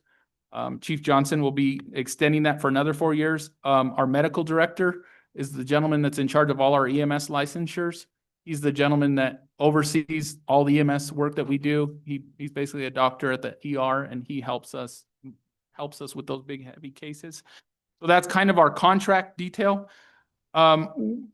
I've changed our lateral and our cadet programs. We hire full cadets in the spring, going to the summer into the fall, and then in the January, February timeframe, I start doing laterals. I'm very proud that we were able to hire 5 women in the last 12 months. So we went from 3 full-time in ops to a total of 8. And 5 of them come in my tenure as chief. With the mayor's help, we were able to do that. 2 of them are paramedics. 2 of them came as laterals. So it's really been helpful to improve that area and then make our department more diverse and more people that want to come work for us. Some big things that we've accomplished with our one-time money that I would love to share was 8 years ago, we bought SCBA's on a grant, on loan from the State Fire Marshal's office. We borrowed $1 million from them, and we're still paying it back. So it's $100,000 every year for 10 years. This time, we were able to secure $750,000 with your guys' help with one-time money, and then we got $250,000 last year from the legislature. So with $1 million, we were able to purchase $1 million in SCBA's that are going to replace all the SCBA's in the department 2 years sooner, because pretty much at 10 years, we have to start over. So that will actually go into effect next week. They'll be arriving. We'll be able to put them in service. Another great thing is all of our gurneys, probably one of our most important assets we have. We're 13 years old. Chief Johnson was able to secure $500,000, and we replaced every single gurney in this department. Those are probably used more than anything else. They lift the patient in and out of the ambulance. They take them to the hospital. And Chief Johnson currently this week is putting them in service. And so that's a huge asset and huge investment into this place. The last thing that me and this team is trying to accomplish is we're trying to storage at Station 5. We have been working on expanding our vehicle storage out there. Station 5 has been able to make and accomplish better classrooms for the training division, better storage for our fleet. I currently have fleet everywhere in the city. I actually have a ladder in Espanola being stored because I'm out of space. So I've used resources to help us get to where we need to be until this big building is accomplished. My goal with facilities and big help from Sam Burnett is by November, we should be breaking ground or be in it by November. Hopefully within the next 2 weeks, we should have a PO and start the expansion of Station 5. Next slide, please. So I wanted a few challenges that I faced with and within this budget that's kind of that I wanted to share with you guys is, attrition rates and eligibility for retirements. Over the next 3 years, this department is going to face a huge challenge. On average, we're going to have about 40 to 50 people eligible to retire by 2028, 2027.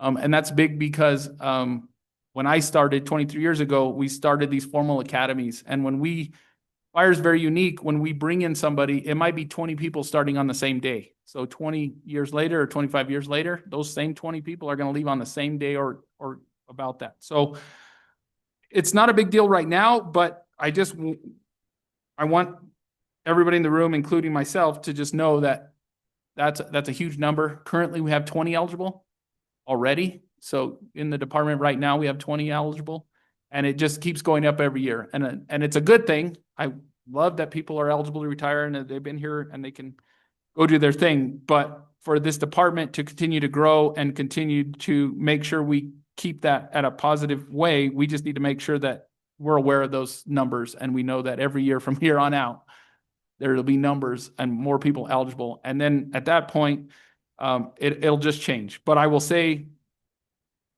everyone in the union is really appreciative of that class and comp study because it really helped them and they looked at them long term. And when you look at those things, it'll help them for the rest of their life. A huge challenge that we're facing is I guess it's a good challenge for me, is our stations are out of bed space. So when I keep the low vacancy rate, that's a problem that most people don't understand is not everybody has to sleep there. So when I have that low vacancy rate and I have 40 people show up to work, Chief Adderkirk does a good job of putting people in certain locations for 8 hours, and then they might have to move them to a different station to sleep. So we want everybody to have that. So that's what I mean by challenges. And in the future, that is something that we'll have to address. This Station 5 goal is we're going to try to build 2 sleeping quarters for our EMS captain and our training captain. And what we're trying to do is move them out of the stations and make more bed space for our crews to work out of. A big challenge that we face, and I'm working on, is a non-competitive pay for our wildland division. You know, we have 8 people in that division. They're not paid very much. The class and comp study didn't really look into that very well. And so a lot of people look at that pay, it's like $18 an hour, and they can go, we can go do something else, or they can do that. So those kind of things. Our admin assistants, the same thing. They're ASME positions, and they're very hard for me to account for or give them starting at $18 an hour. And most people, you know, they just, when we offer that kind of amount of money to them, they kind of don't know what to say. And I'm kind of stuck, especially if they're a brand new employee that just started. I have to bring them in at the low end. And so that's kind of that. The mechanics, I'll say that we have made some progress with the ASME union on that.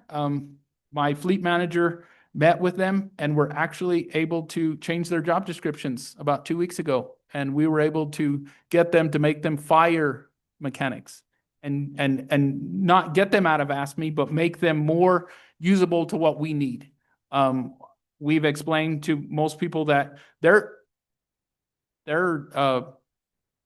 they can be exposed as much as the firefighters, right? They're in the ambulance cleaning it, and there could be a needle that maybe left, or there could be blood that wasn't done, or the foam, that this PFAS-free foam that we're going to, they might have to work on trucks that might have had it in their foam system. So that is another challenge. The next one on this list that's a huge deal is, a perfect example is our ARF trucks. It took 3.5 years. I went to the mayor the first year I became chief, and we were able to get it. Well, now I'm on year 4, and they came last week. And that is a huge challenge and it's nationwide, where these trucks are taking a really long time to build, and they're taking a really long time to get. And I don't see a middle future or ending for that for now. Another challenge that we face is on-duty training. We try to make this as best we can, because all the guys on duty have to continue to do training. So when people, you know, we have a 3-group model, so we might have an EMS CE class that day, and everybody gets to go down there. And we just put more and more things on these guys every day on top of running more and more calls. So it kind of all leads back to my first conversation of why we're increasing staffing, why we put more units on the street, why we try to improve, because we want to let everybody have that time to do their trainings, you know, take a break from not running 12 calls straight back to back, and improving that. And the last thing is a huge challenge is 4 years ago, I gave up my assistant chief for the betterment of the department and the betterment of the city during COVID for the community health and safety director. He's still in my budget today. So that's just a challenge that I face. He's still in my POL, and he currently lives there today. The next slide, please. One big increase to my budget that I think everybody in the room sees, and I wanted to just hit it straight on, is my overtime costs. My budget did go up about $5 million. A lot of that went to overtime. Overtime in a blanket state is $3.5 million. I wanted to break it down a little bit and explain a little bit about the overtime. Holiday pay specifically is $1 million. That is for everybody that works Christmas Day. Everybody gets paid. If you work it or not, a firefighter on a 48-hour shift gets paid. That's what that number breaks down. So if they work the holiday or not, they get paid that 24 hours. So if they work it, they get double time and a half.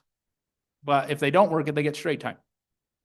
That's a union contract negotiated thing, but I wanted to share that on average, that's what the city pays for every holiday for the fire department once a year.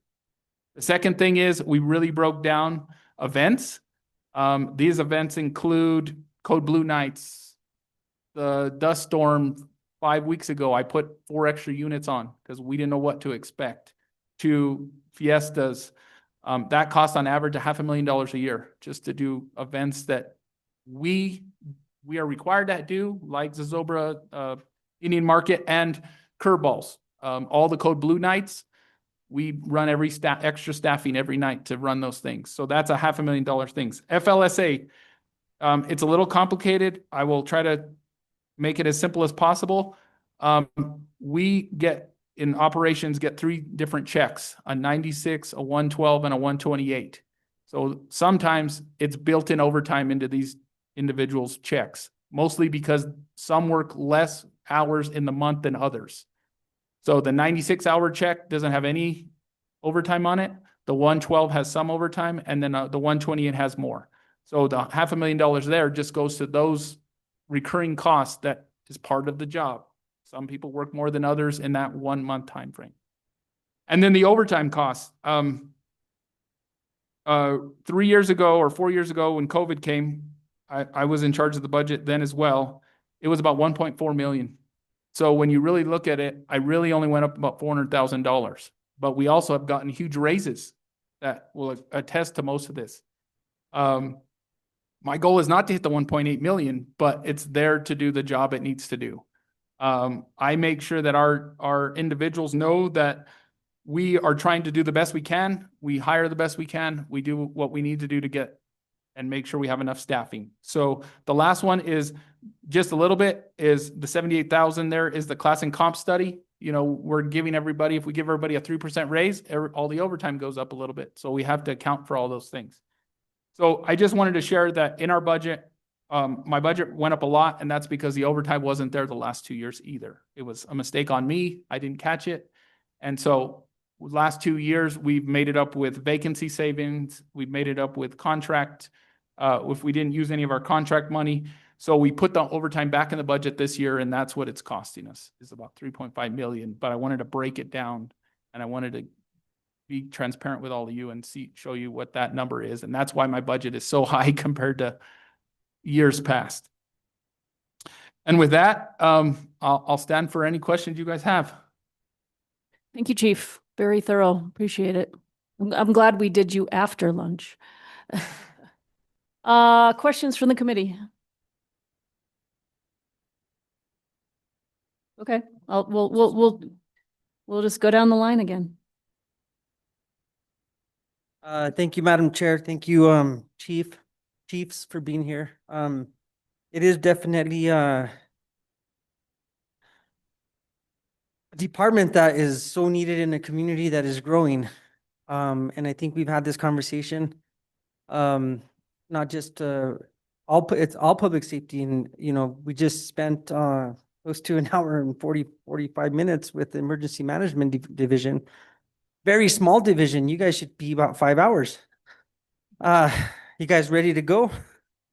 Just kidding. But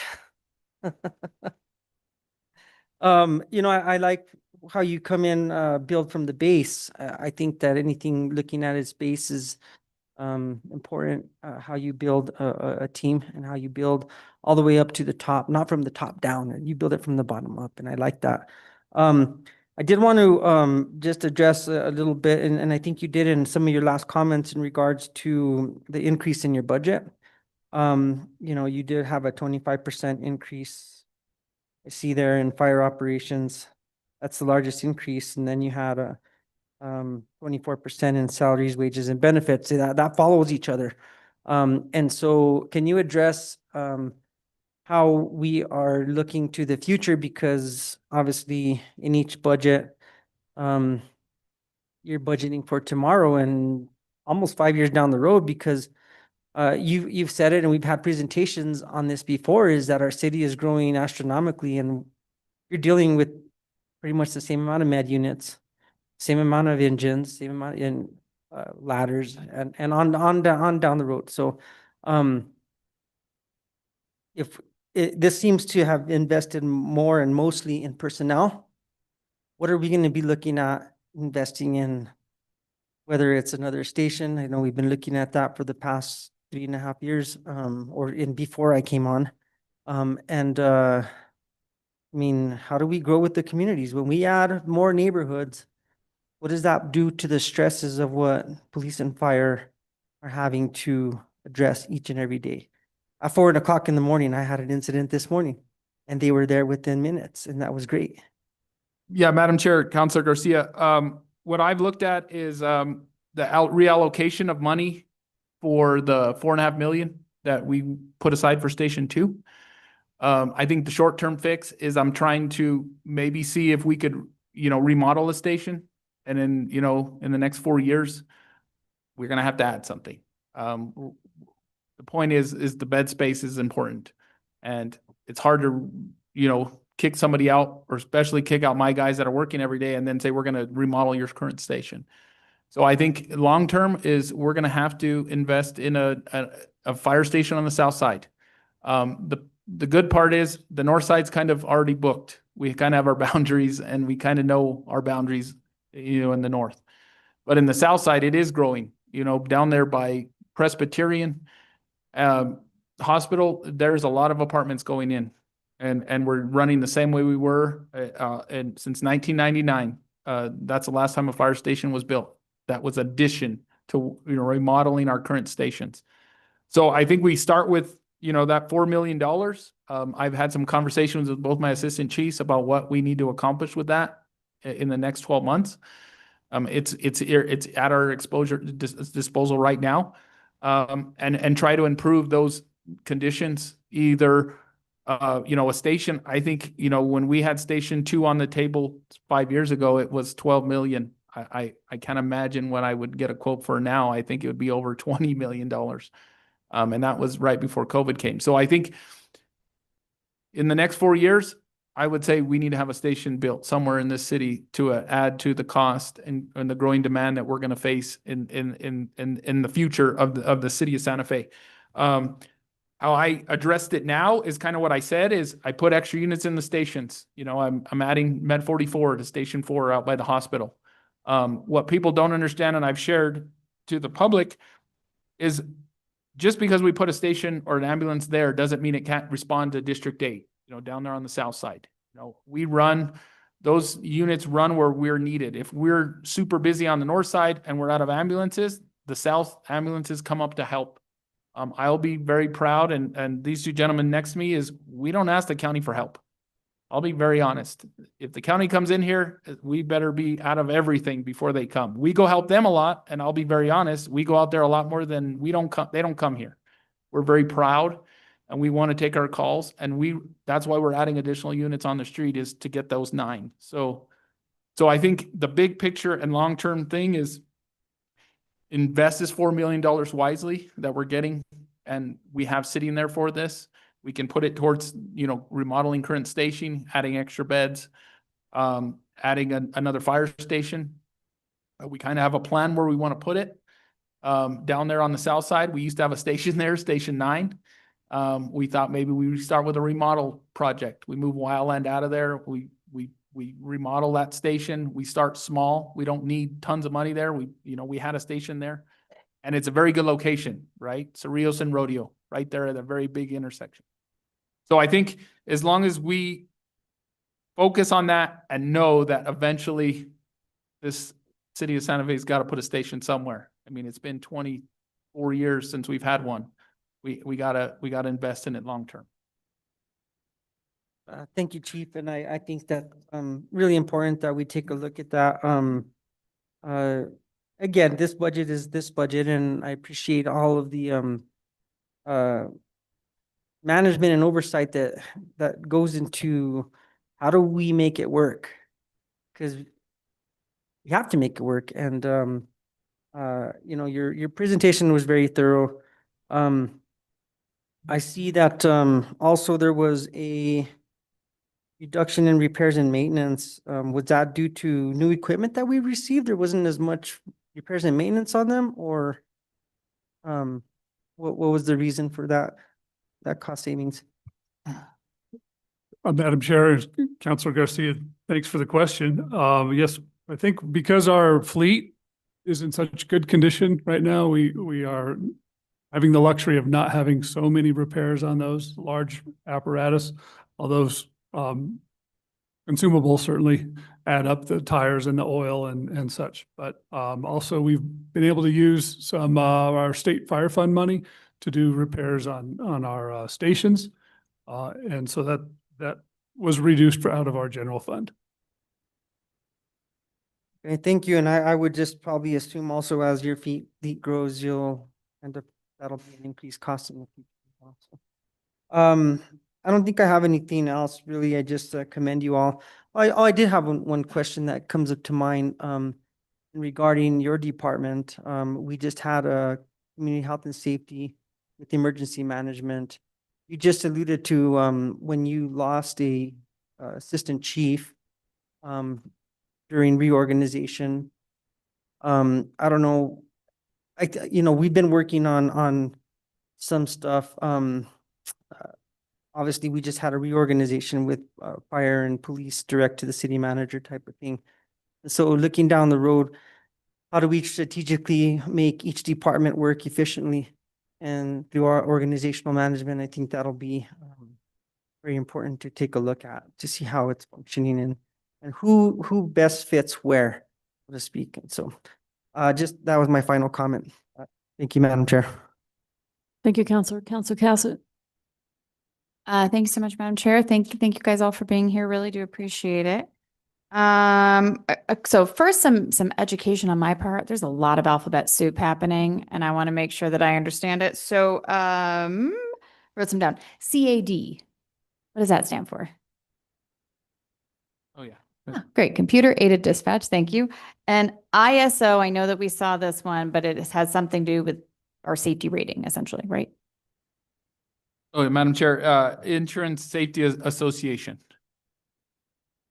Organization, I was about to say. Organization. And then SCBA.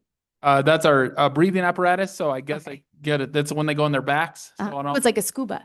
Yeah, scuba tank. Yeah. But Yes. yeah, okay, great. Thank you. I appreciate that. Also, the difference between a ladder and an engine, I'm now realizing at this moment in time, I don't know the difference. Can you, Madam More Chair, for me. Councilor Cassidy, yes. So we have 3 current engines and they pump water. Okay. The ladder we call them quints as well. So it's a combination engine ladder. So it can pump water and, be a ladder? be a ladder that you drive around town. So it's a combination that can do both. Okay. Some big departments only have ladders and then they have to have the engine pump the water to the ladder. Interesting. So that is, but with our current apparatus, we have 5 engines in the department. 3 of them are engines and 2 are ladder or quints, and can do both. Okay. All right. Thank you. I appreciate. And then ambulances. Are there any other vehicles that I'm missing? The So SUVs for we the also have a rescue. Uh-huh. So that's a heavy rescue that runs out of Station 3, and that focuses on 5 disciplines. So swift water, structural collapse, trench, ropes, and confined space. So we have a very specific truck that does those kinds of asks. But they also run 911 calls. They run with the ambulance all the time. It does a lot of trail rescues. We had a trail rescue about a month ago with the county up at Diablo Canyon. Mhm. So that's another, that's what they focus on. We No. also have the ARF program. So that's a whole nother program that we currently have. And then we have the wildland division, specifically we focus on wildland. I think that's, and then just so you're aware, we're also putting on at Station 7, if we get it negotiated, is a full-time brush truck. We've never been able to do that too. So a smaller, more efficient unit. We've had a lot of encampment fires or smaller things, and these big trucks can't always get to them there. So that's why we're putting on this brush truck full-time. We also sent that to Valencia County 2 weeks ago when they had the big Bosque fire. I released him from going here and I sent them down there to work down there with the wildland. Okay. All right. Thank you. Yeah, sorry. No, that's a lot of vehicles. And I believe in the past, there's been conversation around how to be strategic around which vehicles we send out, because it costs money for them to go out. But we also want to make sure that we are having the correct or enough of the safety aspects there for each different call. Am I remembering this correctly, or am I Madam Chair, missing Councilor some Cassidy, I'll kind of details? do it. So every time we send somebody out, especially like when we went to California, we got reimbursed 100%. So I didn't really, thank you for bringing it up. I didn't bring it up in my overtime presentation, but currently right now, we got almost at $1 million of reimbursement for wildland deployments. So that is money coming back to the city for these deployments. So when we sent the wildland division to California, that included our superintendent and one of our trucks, they got paid bumper to bumper. That included back pay for us. So if somebody worked in their thing, we get paid. So it's almost a positive thing. It's a positive thing on two things. We're getting reimbursed and we're getting our people to be exposed to something that what we talked about in the last presentation is we want our people as experienced as we can with as much knowledge as we can. So if we have something here, that they're prepared to do it. So when I send somebody to Ruidoso or I send somebody to California, they're on an order and we get, as the city gets paid. So it doesn't cost the city $1 to send them to California. We get reimbursed 100% of all the costs. Oh, that's good to know.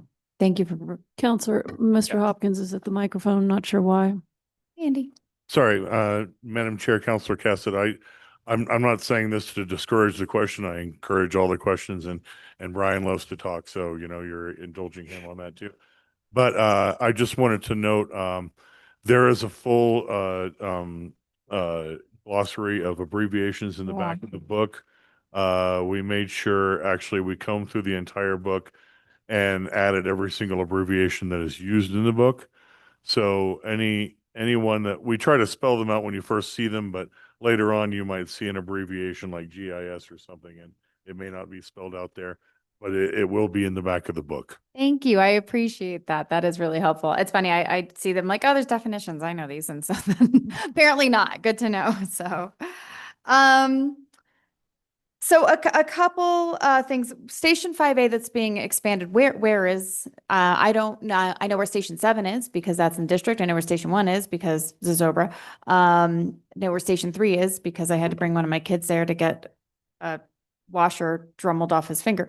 But other than that, I'm not sure where the different stations are. So where is 5? So Madam Chair, Councilor Cassett, so Station 5 is currently our training center. So that is where our fleet division lives and our training division. So all new recruits go through there. That's where they train, they do that. So we have it's kind of a like 5-acre lot that we have there. And where's it located? Siler and Alfria. Okay, so it's that one. Yeah. Okay. And that's where we're going to put this thing. So in the inside the wall, the chain link fence and everything, and we're going to take an area of our training grounds and build this building. Okay. All right. Great. Thank you.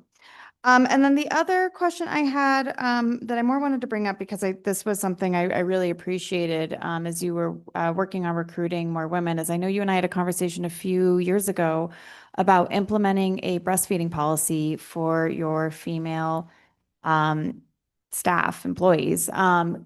Where are you with that? Has that been implemented? I know that it's something to have in place. You know, I don't know if anybody's utilizing it right now, but I was very happy that was something that you all were thinking about so much. So would love to get an update on that. Madam Chair and Councilor Cassidy, yes, we had drafted that. Gosh, it's been a few years ago and I think it has fallen off the table. So we'll have to pick that up. And dust it off and Okay. Yeah, I appreciate revisit. that. I know sometimes it comes to mind. I know the last one that was probably using it because we're getting my kid our friends. You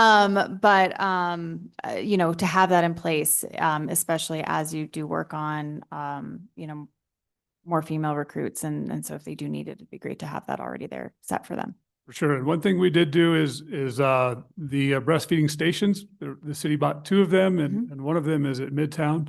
So we were instrumental in trying to get that in there because we do have a significant staff down there. And so that's always available to anyone. Great. Thank you. And that's available to the public as well or just our city staff? To the public if they schedule. Yeah. Wonderful. Okay. Good to know. Thank you. And then last but not least, MIHO/ARU. Now I know this is always a really, and I think it's an important dynamic conversation as we continue to look at how do we, deal with, you know, the increase in homelessness, the increase in mental health issues that we've seen, the intersection between mental health and some of these, you know, broader public health issues and emergency management, because of course it does wind up on your doorstep, which is, you know, why we were seeing some of the some of the development of MIHO as well as, moving the ARU to sitting here. And I would like to know what's going on with those. I know that there's been some evaluations around what's working, what's not, but I didn't see anything mentioned in here. So would love an update. Certainly, Madam Chair and Councilor Cassett. So 15 employees that are included in that whole program of mobile integrated health. They are, God bless them. They do a lot of hard work and have an unlimited amount of patience, I think. So I appreciate all of those folks. We have 6 positions for case management, and we have 2 case manager supervisors at the moment, supervisors, and then our behavioral health manager. Also, our 4 EMS captains and our medical officer kind of all collaborate and run the different aspects of that. The ARU is what everybody sees and hears about all the time. And we've expanded by running 2 ARUs for the last 6 months quite often. We're trying to put more of those services out on the street because they really are they can respond real time to our 911 calls when police or an ambulance is not the preferred solution for the person that they're trying to help. So we've done a good job in expanding the ARU hours in that capacity. And we could always use more case managers, but yes, we are limited on time and people. Yeah, understandable. And I'm curious in terms of, one of the conversations was how do we, when we were looking at call volume, I'll wrap up this one. We're looking at call volume and wanting to, again, make sure that the appropriate individuals are responding to a call, but also wanting to free up time for the other types of calls, make sure that people are going there. Last I heard, I think that the ARU was replacing more, it was showing up to calls that we normally would have sent police to instead of EMS. Is that still inaccurate if we're looking at, where call volume is coming from? Is it still more in the kind of police realm as opposed to EMS, or is it equally split? Yeah, it's interesting, the interpretation of that, because that team watches both screens, the fire screen coming from dispatch and the PD screen that's feeds. So they look and determine self-dispatch, the calls they feel they would be most useful on. A lot of those PD calls that they go on are, first of all, they're a non-violent type of call, but they might often recognize the address or the name of that person involved or that's calling, and they're familiar with those folks or that person, and so it's logical that they would jump on that call. If left for a period of time and nobody is able to respond to that call, whether it be a police officer or an ARU unit, those calls will often then get kicked over to the fire EMS side of dispatch. So they're being proactive in trying to intercept calls that they feel would be ultimately moved over to the fire EMS screen, and then our ambulance and fire engines would be responding. Got it. So it sounds like, So that's how, both. yeah, they're all watching both, trying to make the best of all their time. Wonderful. Well, thank you so much. I appreciate it. I'm out of time. We can come back. Counselor Faulkner. Okay, to follow along with my colleague's line of questioning, I think it's pretty publicly known that I would like to move the AR units out from under fire and put them under community health and safety, because I feel like it's taking up a lot of budget for the fire department, but it also is not really allowing either department to expand in the ways that I think they need to if they were separated. What's your thoughts on that, Chief? Madam Chair, Councilor Faulkner, I'll start by saying it's always been a challenge for me for the last 4 years. I've had counselors come to me and say, why aren't we doing it this way? Why aren't we doing it that way? And I have 205 employees. I think that's the biggest thing is I've looked at it as I'm the challenge. I've looked at it as I'm the one that can't fully invest in this program because I always have to look at everybody in the department. And when I'm challenged with 26,000 calls a year, and I'm trying to make sure that operations is still running properly. I've told multiple people I'm kind of the crutch. It's because, you know, I have to sell the whole department to you guys and show what we're doing, and it's hard for me to focus on one when I continually have to have, yes, my budget is very large, but a lot of my budget is I can't break out one. I have 7 support services divisions and 1 big operation. I mean, if you look at my budget just in fire operations, I mean, I think 80 to 90% of my budget's personnel cost. So it's hard for me to say, I want you to have 6 more case managers when I also need 10 more firefighters. So it's very hard for me to ask and make all these asks. And I've told multiple people in the past, this program's not valued, and it's a very good program. And all those people there work really hard. I'm the crutch. It's because I have to sell the whole department, and it's not that easy for me to focus on one group all the time. Yeah, so like this gets to my point when we moved police and fire out from under community health and safety, was contending that it's a budgetary issue, and it is, in that 2 awesome programs are kind of having to compete for funding in the same trunk. And so this is all the more reason why I'm going to be moving on getting AR units put under community health and safety. I just think it's the best place. Hopefully everyone else will agree. Drones a little bit. Can we go into that? Certainly. This is working. Madam Chair and Councilor Faulkner. So the status on drones is we last year did buy a very nice capable drone for public safety. We have yet to put it into service, and the reason being is I think 3 words: liability, risk, and insurance.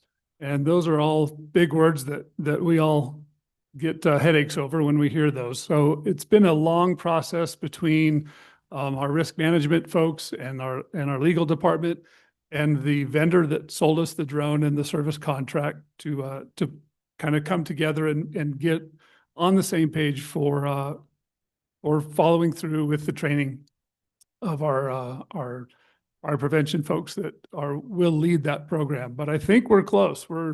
The contract is currently going through signature process. So I hope and think we're very close, but it has been a long process. I look forward to that program.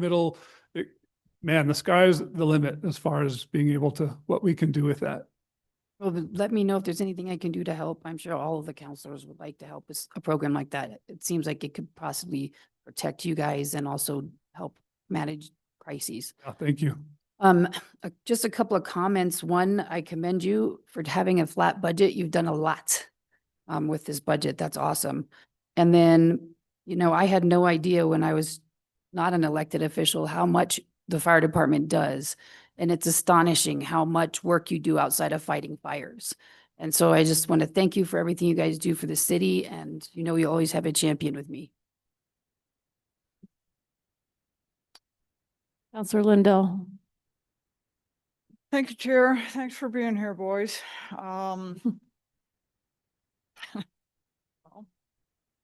So I've got a few questions about this. In my budget book, it tells me that you had an increase of 5.9 million. And it tells me then that you spent 25,000 on psychological screening and 80,000 for medical equipment, which I got to tell you, out of 5.9 million, that 105,000 was called out, kind of made me chuckle. It's like, okay, where's the rest of it? So you said of the well, it's actually 5.9. So then we've got 100,000 out of that. So we're at 5.8 million. So today you showed us that you had 3.5 million in overtime costs. So where's the other 2.3? Madam Chair, Councilor Lindell, I think some of it, I mean, I can go in line by line. A lot of it went into operations. It might also include insurance that I didn't include. So if we want to break down I can go in line by line, but we also have to have increased the insurance costs. Because when you give a budgetary increase of 3%, we also have to pay for the insurance costs. So the $3.5 million is just for the overtime. That doesn't include FICA, doesn't include the detailed insurance, the retirement health. So I think a lot of and I see where you're saying, 5.9, that's where most of my POL lives, is in that operational number. And when you look down at that, I didn't include all those detailed aspects of, PRA went up. I think finance at 3%. So we also had to pay for that. Our PRA is very different than most. So we have to pay more than most of the other departments. So if I went down into that line item, our FICA was about $200,000. Our PRA went up to about right now it says $5 million. And then employee health insurance was at 2.2 million or 2 million, I'm sorry. So I think a lot of that is in the detail of where all of my health insurance costs go from. So the 3.5 was the overtime. That was a huge thing. But also when I go into the details, a lot of it has to do with those, those benefits that these employees get. Next time we can get that a little clearer. Okay. So did you guys get new ambulances? Yes, ma'am. In this budget, in the last 2 years, the city has now sponsored one ambulance a year. So every year within our budget, the city pays for one ambulance and then the state fire fund pays for the other. So my plan is, since we have so many running and they are, our highest utilized unit, we replace 2 ambulances every year. This last year we replaced 4, but we replace ambulances every year because we are running a lot of calls and I don't want our ambulances to have over 100,000 miles. And what I do with those is I immediately turn those into reserves and then I start auctioning off the older units. So our frontline units, all of them, if you see them, are red, and those are all been replaced in the last 4 years. So do we still send an engine out on every call? Yes, ma'am. Not on alpha calls. So alpha calls, it depends on the circumstance, but we send them on Bravos, Charlies, and Deltas. Why do we do that? Ma'am, mostly it's response time. Sometimes the engines are closer because the ambulance might not be in district. So we have to send that unit and that unit responds first. It has capabilities of handling a cardiac arrest. Also, they might need more hands. So sometimes dispatch will get a call that says, we have chest pain. And maybe when the ambulance arrives, they're having a heart attack and we need more hands on there and the engine's already coming. We couldn't be more efficient by sending out a different vehicle than an engine? Madam Chair, Counselor, I sell it like this. If we leave that truck in the barn and it's not running calls and we get a really bad fire, it's going to take longer to respond. I sell it also as you have car insurance. Everybody in this. It's going to take longer to respond. Because we don't have anybody at the station because they're already responding in a smaller unit. So it's a personnel thing? And it's a personnel thing. But what we did do over the last year is we added a brush truck at Station 7. So it is alternating calls with Engine 7. And it's helping show the department and showing the public that we can respond, not always in a big ladder truck, and help save these trucks so we don't have to replace them so much. That's my concern, is how much these trucks cost and having them running out to every possible Sure. call. I mean, these trucks are over $1 million, correct? 2 million? Right now, a ladder truck is costing 1.5 and an engine is at $1 million. And How much? 1 million. So we are pretty much fully staffed, correct? Yes, ma'am. So if we're fully staffed now, how are we gonna get down?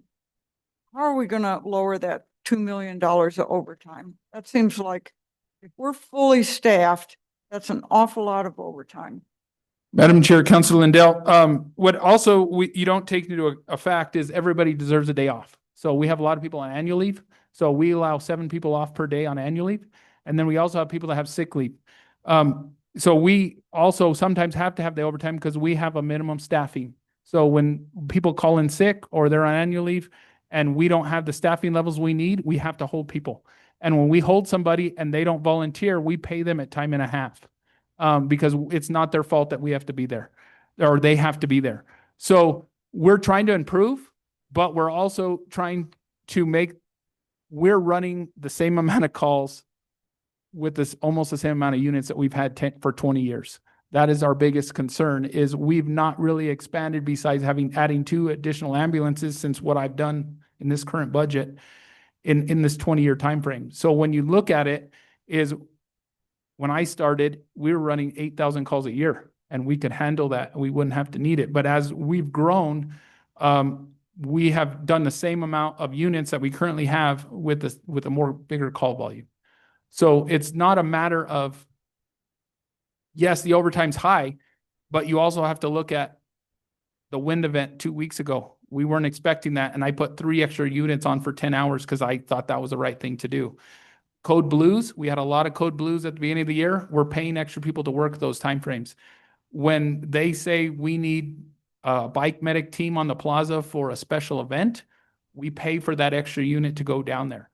So when you look at the overtime costs, it's not just minimum staffing, it's also all the extra stuff. We're a very popular city, as everyone knows, and we have to provide that safety for the public. We really need to rethink what our real staffing need is. Are we better off to add some more staff and add more personnel and cut down on overtime? Madam Chair, Madam Chair, Councilor Lindell, I think that'd be a great idea. But over the last years, we've had a flat budget. So a lot of what we've dealt with is, my goal is keep the vacancy rate low. And that's currently how I'm accomplishing it. If we added more people to our POL, that would make it better. We also send 6 people to paramedic school every year, and they're gone for 12 months. So that's another cost that we, accrue because they're not running those 911 calls because they're sitting in class. And that's an important part of what we need to do to keep, our paramedics, that pool going. I mean, it seems to me that adding more FTEs and having less overtime costs less money. So I would think that that's a pathway we would want to pursue. Madam Chair, Councilor Adele, I agree with you. Like, not everybody wants to rack up overtime all the time. Madam Chair, Councilor Lindell, what I've learned over the last 20 years is some of these young employees we have, they want to be home with their families. I'm very big on family. I want them to, have their 4 days off. So it's always better is if I had a lower overtime and more people that wanted to be here, I would agree with you 100%. I think that that's a discussion that needs to be had. Another thing that I want to talk about is, Counselor, you're at time. So if you're going to switch to a new topic, maybe we can come back. But I also saw the city manager reaching for his mic. I don't know if he wanted to weigh in on your question about trade-offs of overtime versus staff positions. I was just gonna make a quick comment, and it probably is related at this point, but you have to evaluate the overtime. I mean, if it was a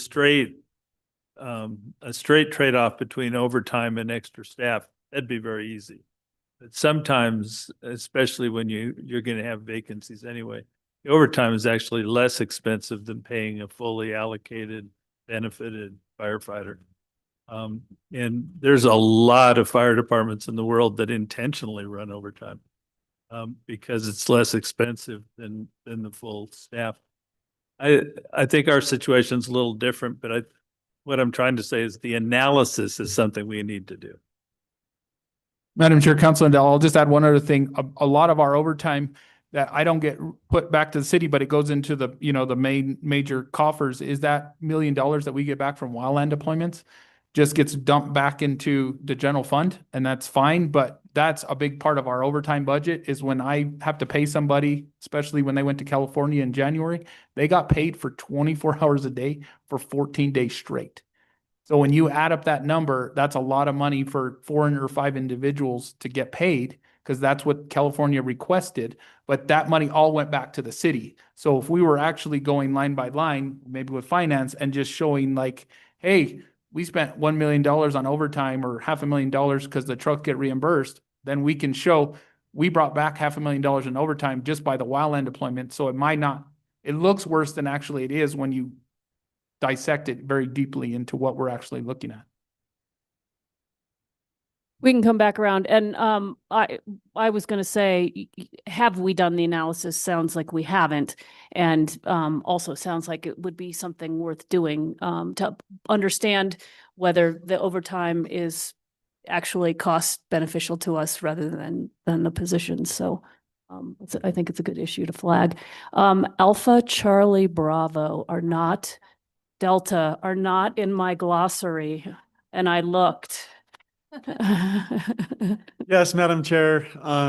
The codes that we use to dispatch units are designated by a number which says what kind of call that is, whether it's someone that's sick, whether someone fell down, and then from there it goes by gravity. And so an alpha call is the least, something that's very minor, maybe it just trip and fall, the person's up, but they just want to get checked out. And so, you know, that's easy for one ambulance to go over there with 2 people on it. Are you okay? And check out the situation. As it goes from there, Bravo, Charlie, Delta, Echo, it's a worse situation. So someone that's in cardiac arrest, that's going to be an Echo, and we're going to send them help with everyone. And so that's kind of how the codes work. Thank you. That's very interesting. I wanted to. Trouble if they call an echo on you, Carol. Yeah, I'll try to avoid the echo. Okay, I want to talk about wildfire. Chief, you're taking a deep breath. Yeah, talk to me what you're doing. We talked a little bit before the hearing, but I think it's, you know, it's really important work. The community's concerned, high level of awareness about this. You guys are on it. Tell us some more about what you're doing and how that's working. And yeah. Yes, Madam Chair. We have an event coming up this weekend, May 3rd, going to be at the Southside Library. It's going to be on wildfire mitigation, preparedness, Ready, Set, Go program, Know Your Zone, all those kind of things are going to be there. We're looking at having another one on the north side of town for those that live over here. Anyone can go to either one. It doesn't really matter. One of the things that we're going to be doing with this next budget cycle is we're looking at implementing new software for our wildland division. This software will allow our personnel to do our home assessments like they're doing, but it'll be interactive with the homeowners themselves. And they'll be able to go and say, these are the recommendations. They'll be able to put in that they completed these recommendations, and they'll be able to get new scores on their home assessments as these things happen. And the cool thing about some of the software we're looking at is they'll be able to use the data that we're gathering in the software if we did have an event here in Santa Fe within the area, or the incident management teams that are here working the fires. And so they interact with all the different parts of a wildland fire, not just doing our home assessments, but we're able to access that information on a national database level as well. And so those are some of the things that we're doing. We're working closely with our other partners, with PD and Director Hammond Paul and emergency management to get us where we want to be. We're trying to do a lot of public outreach with everything we're working on. And we have we're utilizing water bills to send information out to everyone that receives a water bill. And so they're able to get a whole pamphlet on this kind of information. They're able to look at where they need to call for home assessments. They're able to see where they need to go to find this information, to find out what zone they live in. And so those are some of the things that we're currently working on and where we're progressing towards. And does the home assessment, does that help with home insurance issues at all, or just in terms of incident management? In terms of incident management and home hardening right now, as far as I know, some insurance agencies aren't offering an incentive for a wildland fire hardened home. That's an insurance company thing that they might offer incentives for that sometime down the road, but that is something that can be looked toward even in legislation if to have those kind of incentives. Okay, thank you. And I know, Chief, we've talked about, you all are also working on a program, I think with, you told me, emergency management about using technology, cameras specifically to watch the watershed area. Can you tell me a little bit about that and when it's coming online and? Madam Or Chair, yeah, or Counselor- I'm sorry, Yeah. whoever it's appropriate. I don't know how the work gets divvied up, so. Yes, that's a program that we're working with. Emergency Management's really taking that on, and they have this camera that's going to be put up in the watershed. It will send us automatic alerts when it detects something that's happening up in there. We're looking at other programs, other cameras in the area. We've been meeting with people talking about putting a camera up at Tesuque Peak and seeing what's going to be best for our city and what makes the most sense and being fiscally responsible with those kind of funds, because it's quite a bit of money to put a camera out in the forest when there's no power, no infrastructure, right? And so those are things we're looking into, but these cameras could detect these things earlier is some of the data that we're seeing, and it's one of the things that we're looking into right now. Right, and I imagine there's an analysis that needs to happen in terms of where best to put resources, what the city's getting for their resources, what we're trying to protect. I think it's very interesting, the drone technology. I know the police department's been using drone technology, and there was a whole policy built around that, and there are trade-offs around privacy issues and how you use those things responsibly. So I know it sounds like that's where you all are, but in terms of being able to use a drone to do a smoke detection or check out a reported smoke incident is something I hadn't thought of. So very interesting. But again, not all. I think you all are doing the analysis about what technology where makes sense and what the city's return on investment is. Absolutely. We're not the only ones that are going to be in the conversation either. Like if we put something at Tesuque Peak that's nowhere near our city limits, right? We have other stakeholders, other people that are going to invest in this. We shouldn't be upfronting the entire cost for something that everyone's going to benefit from. So we expect Santa Fe County and some of the other agencies to help us out, and they're going to be in these same talks that we're having. Right, and of course, we don't own the land. Absolutely. So, there's some other jurisdictions that have to be consulted. Okay, very interesting. Where am I on time? I don't really know that I want to get into this, but I sort of want to get into this. Chief, so this idea about where MIHO is and what happens, I didn't quite understand your answer. You have to worry about the whole department, yes. It's a budgetary matter. It doesn't matter where it is. It's a budgetary matter. I couldn't quite tell from your answer where Madam Chair, Council, you made it sound like you weren't so psyched. These are important. I guess the point is these are important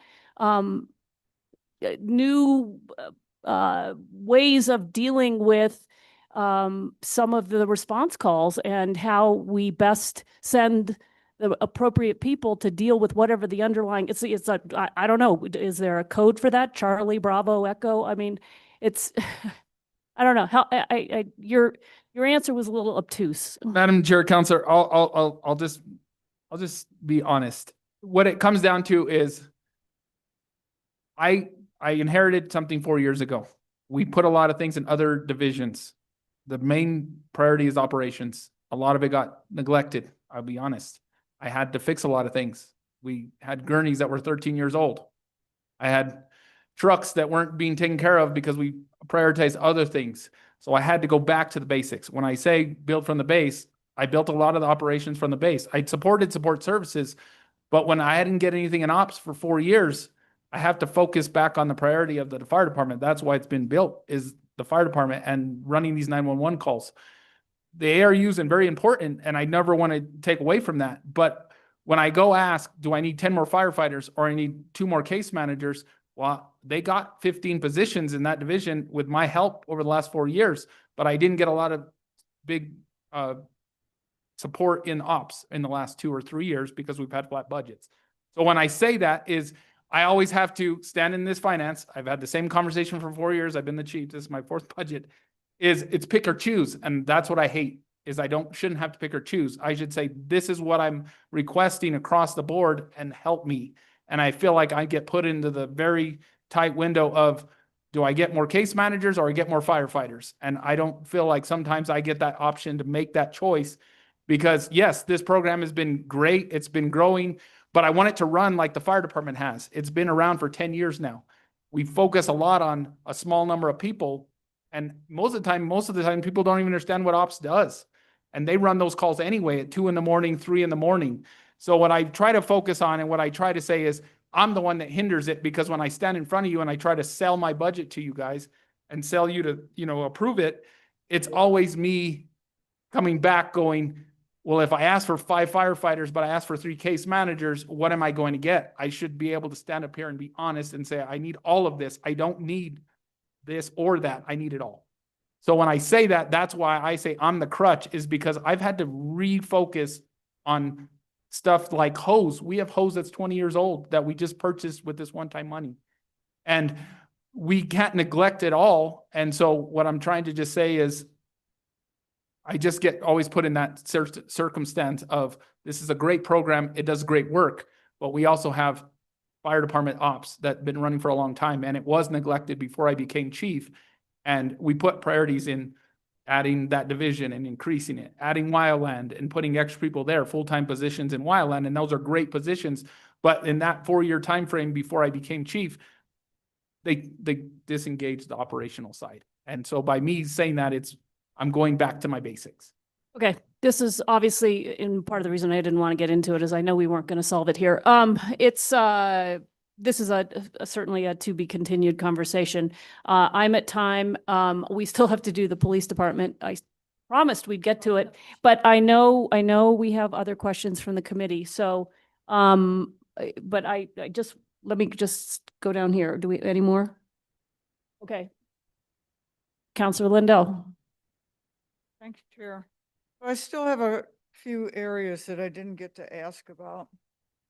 I think what Councilor Romero Worth just talked about is really, really important. The technology and the cameras and, I don't know who does it. I don't know how it gets done, but I know it needs to get done probably post haste, as does getting that drone going. I mean, we've had it a year. I'm sure it wasn't inexpensive. We need to get it in the air or able to be in the air. We went through dozens of police cars sitting in a parking lot at one point in time, brand new, that sat there for almost a year. We can't do that again. The other thing is, I've been told, I haven't seen the list, but I've been told that we got a new fire engine coming from Capitol, from the Roundhouse. Is that right? Madam Chair, Councilor Lindell, yes, it is 2. I didn't see a fire engine on the list prepared by the directors under one-time money that was absolutely necessary. I saw the breathing apparatus, 2 ambulances, and a large storage unit for trucks. So how did that happen? Madam Chair, Councilor Lindell, that was on the list. It just didn't make your list. So I asked for it in the first one-time money I prioritized my needs, and it was number 7 on that initial list. Number 7? Yes. But it wasn't on the city's ICIP list, and it wasn't on the list that the council approved to go as an ICIP item. So how did that happen? Madam Chair, Council Lindell, I will say, we focused on the union. So over the last 3 years, the union has gone on its own and requested money. I got the SCBA's from the previous year through that. That's how we focused on that. The year before that, we were able to get, fans ticks from that priority list, and that wasn't on the priority list through the CIP either. So, over the years, the union has gone on their own. Me and the mayor, I will say it's my fault. It's always my fault, but I did not communicate clearly with the mayor that the unions were going to request for these fire trucks to be purchased or How much money was that? $2.4 million. It's 2.4 million that the council didn't say was on our list, and my district didn't happen to get any money this year. So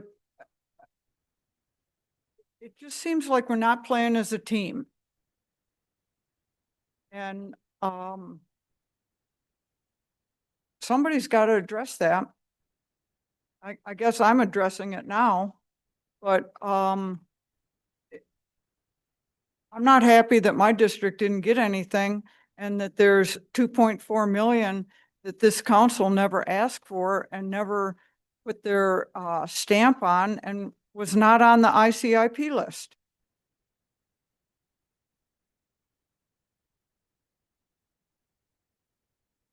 And, you know, I did not see that on what I got is a list of the top 3 needs, which came from every department, and that was not on this list.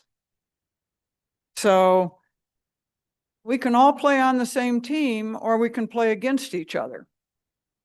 And I don't think that playing against each other is a particularly good way to go forward.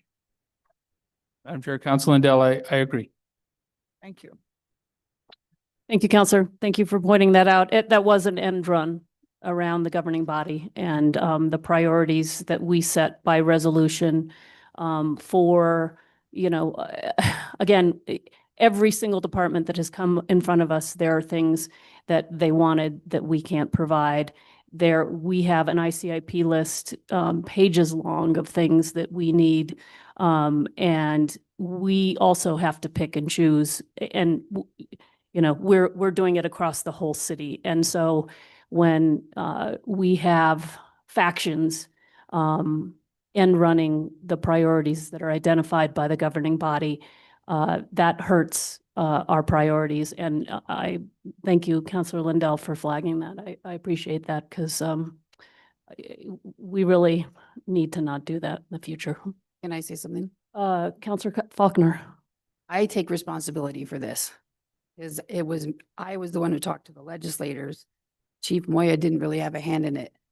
I realized that we had trucks that were timing out. I know the fire department has asked for them repeatedly. They didn't get them. I felt for my district and for the firefighters and that it takes so long to build the trucks that if we kept postponing building the trucks, we were going to have trucks that don't work with no trucks coming in. And so that is all on me and I take 100% responsibility for it. And I'm glad that I did it and I have no regrets. Councilor Lindell. Counselor, with all due respect, we all have needs in our districts. And I think to do an end run on the council is, like I said, we can all play on the same team or we can play against each other. And I think playing on the same team is the wise choice. And it's very disheartening when we aren't playing on the same team. So I'm going to leave it there, but like I said, my district got nothing. So let's leave it. Okay, we're going to move on. Points have all been made. Do we, any more questions for the fire department? And if not, do we have a motion? I'm so sorry, Mayor. Councilor Mayor. Councilor. Thank you. I just want to make a couple quick observations, questions. We've had in the past a lot of concern expressed, and I share in those concerns about the way in which we respond to the mental health needs of our firefighters. I think it's something that deserves constant attention, and we often take it for granted. At least we don't focus on it as much as we should. Can you give us a brief update on steps that you all are taking to make sure that our firefighters, who often are dealing with really horrific circumstances that I certainly wouldn't have the intestinal fortitude to deal with, they get the help they need? Madam Chair and Mayor, thanks for the questions. Yes, it's a growing concern and a growing need across the country, and we recognize it within our own department. The steps that we've taken are we have a robust peer support group of 13 within our own cadre that have taken classes and are specifically trained to understand, to help people open up and visit about whatever's bothering them. We also invest out of the fire department budget $26,000 a year to support or give a contract to any firefighter to go to psychological services and counseling whenever they'd like. So that's a big chunk of our money that we want to support all of our firefighters to do. Great, thanks. Quickly, there's been a lot of attention, correctly and quite appropriately, given to interacting with the community on wildfire and fire prevention.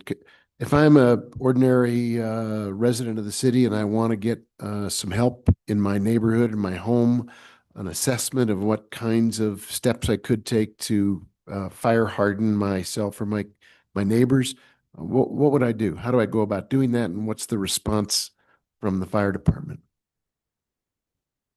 Madam Chair, Mr. Mayor, yes, when someone wants to request that, it's easiest to go to our webpage, the Santa Fe Fire Department webpage, and they can get all that information there. They can send out an email, they can make the contacts, and we respond right away to them to set up that schedule for one of our people in the Wildland Division to go out and do those home assessments. Any idea how many you've been able to do in the last year, say? Is there a piece of data that says X number of home and neighborhood association visits? Doing about 100 a year right now. Right. Between personal homeowners and associations. Is there any limit to that number? No, there is no limit. The limit is our time that it takes to do them. And the deployments we're on, our Wildland Division is a small division. There's only 8 people in that division. And we do the home assessments when we're not on wildland deployments, when we're not working on fires, when we're not doing other mitigation projects, and they're able to get out there and do those home assessments. Great. So you would encourage people to take advantage of it? Absolutely. We'll do as many as we can. Great. Thanks. Chief, I want to come back to something you politely brushed by. It's a sore point for me. That has to do with the imbalance between the services we render to the county and the services the county renders to us, and how that financially works out for the city. I'm not saying we should not be a good neighbor. I think we all know that and when Henry was at the table, he was talking about our response to the needs of our neighbors in any kind of an emergency. But you're running a huge number of calls up the ski basin. They take hours. They're very expensive. Does the county provide any financial remuneration for the number of calls you make? Do you log in the difference between, it's almost like a trade imbalance of calls run on their behalf versus calls run on our behalf. And there must be a dollar accounting that could be done to clearly identify the subsidy we're providing out of the sense of neighborliness to our county non-city residents. Madam Chair, Councilor Mayor, yes, I did the numbers 2 years ago when we started our annexation. I think they got a little upset at me. It was averaging 1.4 million a year is what we were, if we put the paper down and look at the numbers specifically to what we do at especially the ski basin, it was $1.4 million that we provide service to the county and run those calls. Chief Outerkirk just told me we ran 726 calls in the county last year. And that's mutual aid calls. That's the, just the basic calls where if they're, especially like in any other borderline districts, they only have one ambulance. So as soon as that call goes out and they're running that call in the county, and that's a good thing, we're the backups immediately. We never lean on them. That's why we put our extra units on the street. But when the county doesn't have their robust system to back each other up. So we're the backup. And that was 2 years ago, Mayor. I think now our number would change. It would go up, especially, we have a good ski season, especially a trail rescue also that they don't account for. That's all county response, but we're the ones sitting there. We had a trail rescue 2 years ago where it was a 9-hour trail rescue up there at the very top of the ski basin. And that's man hours and our people. We're doing the right thing. And I agree. I've made it very clear. It doesn't matter what's on the side of a fire truck or an engine or med. It's Santa Fe County, Santa Fe City. The residents don't know the difference. They just want the help. And that's what we're here to do. But there is a cost to us helping. There's no way to do a cost per run, is there? You don't have, is there an average or median cost per run? Yes and no. There is a medium cost per run if we look at it. One of the things that we have discussed and looked at is we do have a mutual aid agreement with the county. One of the ones we can look at is an automatic aid agreement and a cost associated with that agreement. There's certain jurisdictions that run agreements like that. So every time they just put a dollar amount to that cost, and to each time you go out, whether it's a fire or medical call and things like that. So that's one area that we could explore. Great, thanks. Thank you, Madam Chair. Thank you, Mayor. Those were very interesting questions. I appreciate. Counselor, and you stimulated Counselor Cassett's thinking, Counselor Cassett, except we caught her mid-bite, so we'll wait for her to chew. I'm shockingly snacking, which is completely out of character, as everybody knows, as I sit here and eat full meals on the dais. That did remind me about other services that the community can utilize potentially. I don't know if we have this here. I know some fire departments are trained to do car seat checks. Like they actually have the training for car seat. I think it's a car seat technician certification. Do we have that available? Can people just drop by a fire station and get a car seat check? Madam Chair, Councilor Cassidy, the fire department hosts those car seat installs, but we don't perform them. Years ago, I think we did do that, but a nonprofit organization has arisen within the city, and so they do those. They're well publicized. People can sign up, but we do host them once a month at Fire Station 1. Okay, so when I see on the Raising Santa Fe Facebook page somebody saying just drop by a fire station to go get your car seat checked, I should say no, don't do that. That is correct. Yeah. Okay, great. Thank you so much. I appreciate that. Okay, we are going to move on. We still have the police department to go, and it's getting late in the afternoon. I still think I need a motion, right? Motion to approve. A motion and a second to approve this item or this budget, sorry. Preliminarily, can we get a roll call? Certainly, Madam Chair. Councilor Cassett, Yes. Councilor Lindell, Councilor Faulkner, Yes. Councilor Lee Garcia, Yes. Chair Romero Worth. Yes. Motion passes. Thank you. Thank you all for being here today, and thank you for all the work. Really appreciate it. Okay, our last budget for the day is the police department. Thank you, officers, chiefs, for being patient as we ran through the budgets in front of you.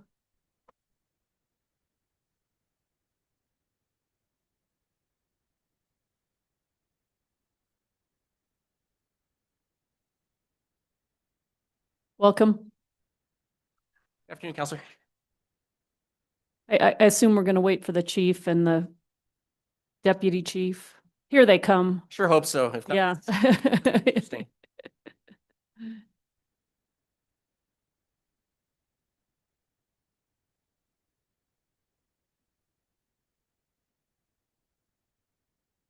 Good afternoon.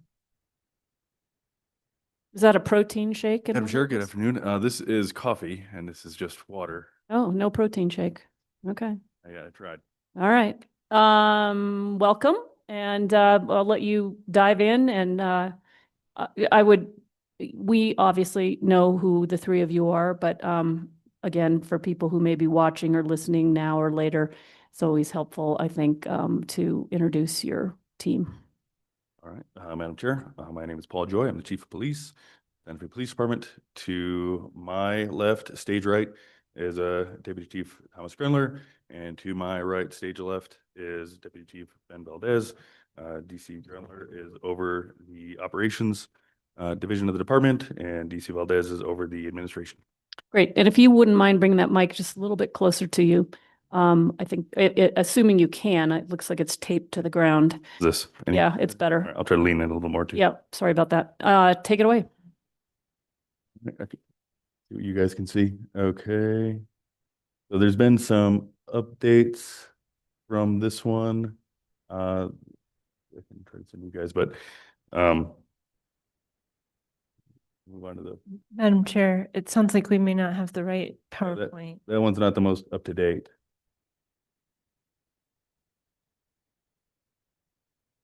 Okay, we're gonna update the PowerPoint. Is the one in the packet the correct one? I don't know which one you have in the packet. Looks sort of like the one that was just on the screen. I'll defer to staff as to whether the packet's accurate.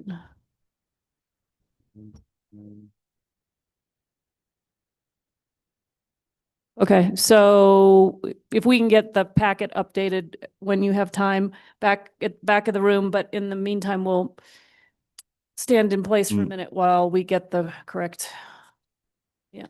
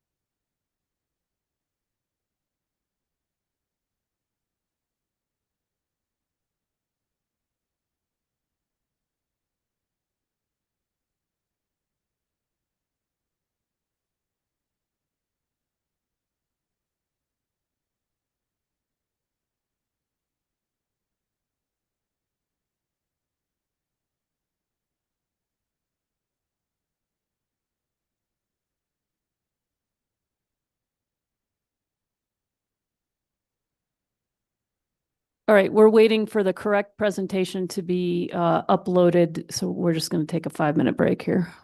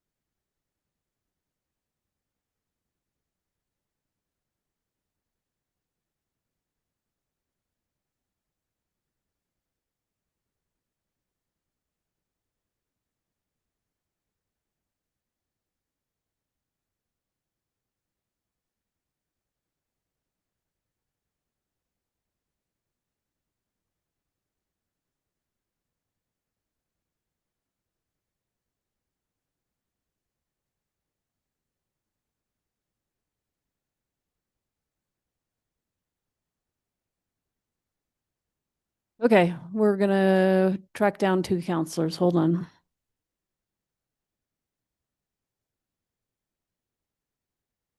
Yeah, what do they call that? Call of the house.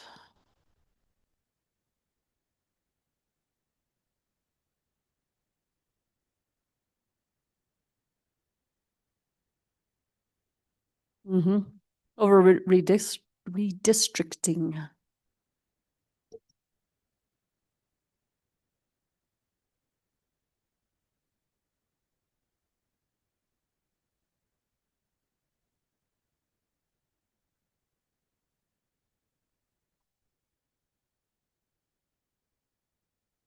Yeah, hold on just a second.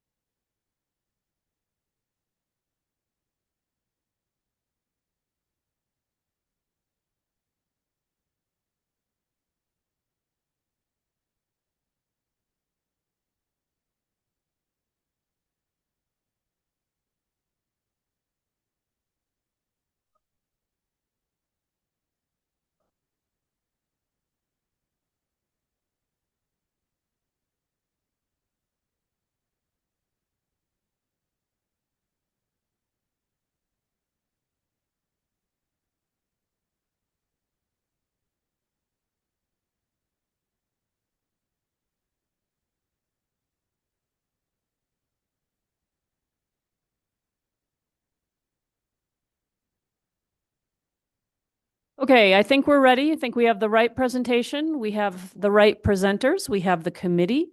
We have our esteemed colleagues over here supporting all this work, and our esteemed colleagues in the back. Don't want to forget you all.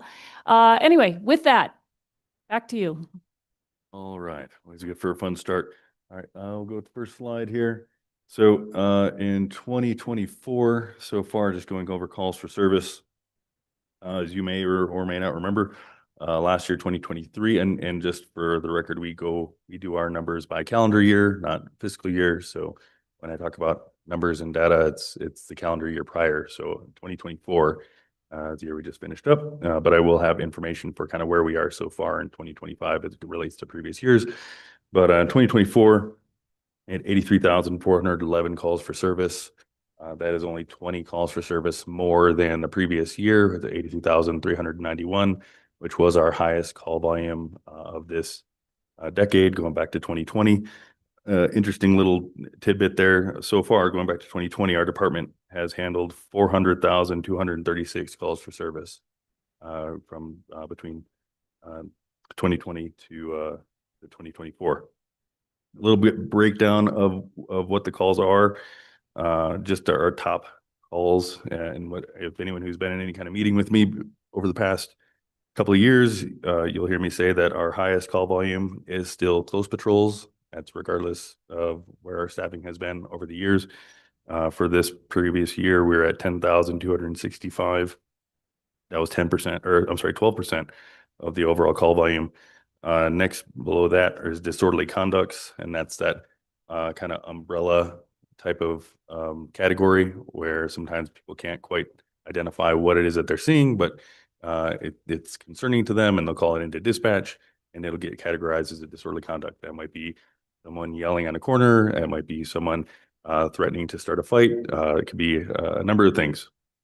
And when we talk about, or sometimes with fire, ARU and what kind of things they respond to, it's going to be a lot of these types of calls. These are disorderly conduct calls. Underneath disorderly conducts are traffic stops for us, 7,554. That's 9% of our overall volume. And then right below that is welfare checks at 6,828 is 8%. And welfare checks is another one of those where it could be a number of things going on, not necessarily criminal.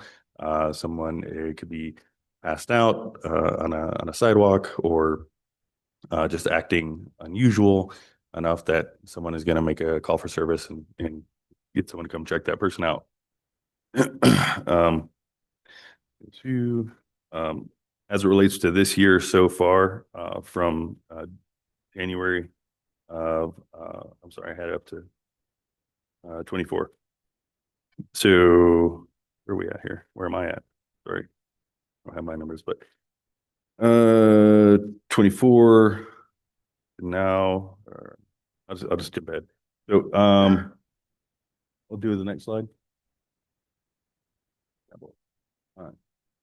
So the fun one everyone asks us about is staffing.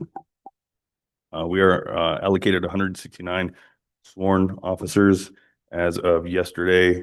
As of Monday, rather, we are at 13 vacancies. That's 7.6%. I rounded up to 8. We can't have a 0.6 of a person.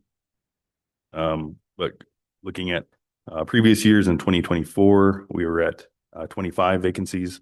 In 2023, we're at 19 vacancies. In 2022, we had our peak of vacancies, where in July of that year, we had as many as 38 vacancies out of the 169. So we're in a much better position than we were in previous years. For non-sworn, we have 5 vacancies. And we'll detail about where those are, and we'll talk about what our ask is going to be with regarding additional positions. For operations division, the goals, the continued hyper-focused proactive operations. That's again, where close patrols. Oh, next slide, please. Sorry.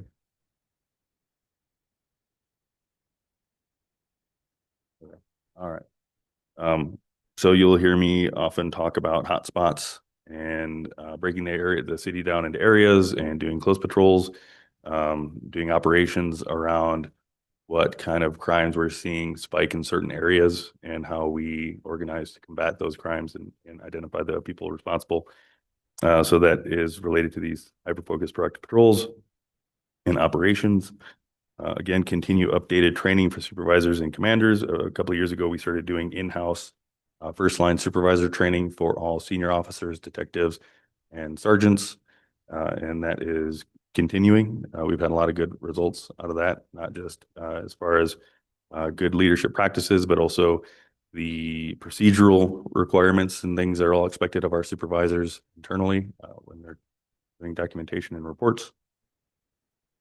Looking at trying to pilot program for training to better make use of we are a 24/7 operation, and we have officers on different shifts, especially swing shift and graveyard, that go into evening hours and overnight hours. Historically, what we've done is we have a training on these certain days, and if you're graveyard or your swing shift, well, you're going to have to modify your schedule to try to come in. The department, city pays you overtime to do that, to go and get your training done, and then you're going to go right back to your shift. I'm sorry? Oh, sorry. Yep, I'm sorry about that. I don't like hearing myself. It's startling. I know. All right, I'll do it for you. So we're trying to work around how we can better get our officers trained around their schedule, on their time, and keep them in the field as much as we can, and make and optimize the efficiency of that. For administration, again, this is a goal that every year, all the years, retain the quality staff that we do have and attract additional staff and get new and more and better staff. And the growth that we've had, especially in the administrative side in these civilian positions, is something I'm going on my fourth, I'm in my 4th year as chief. And that was something I never could have anticipated, is how much growth we would have had as a department just in the administrative side, with crime scene techs and evidence techs and records management and all of these things that all are really crucial and integral to the functions of the department, but it's not, they don't get the credit that they deserve, and they don't get the recognition of how much they do to help the people out in the street do the job of being a police officer. finalize the transition to Axon Records. We are in the middle of transitioning over to their records management system. You have any questions so far? I don't know. Okay. No, sorry, we're just looking at the presentation in the packet and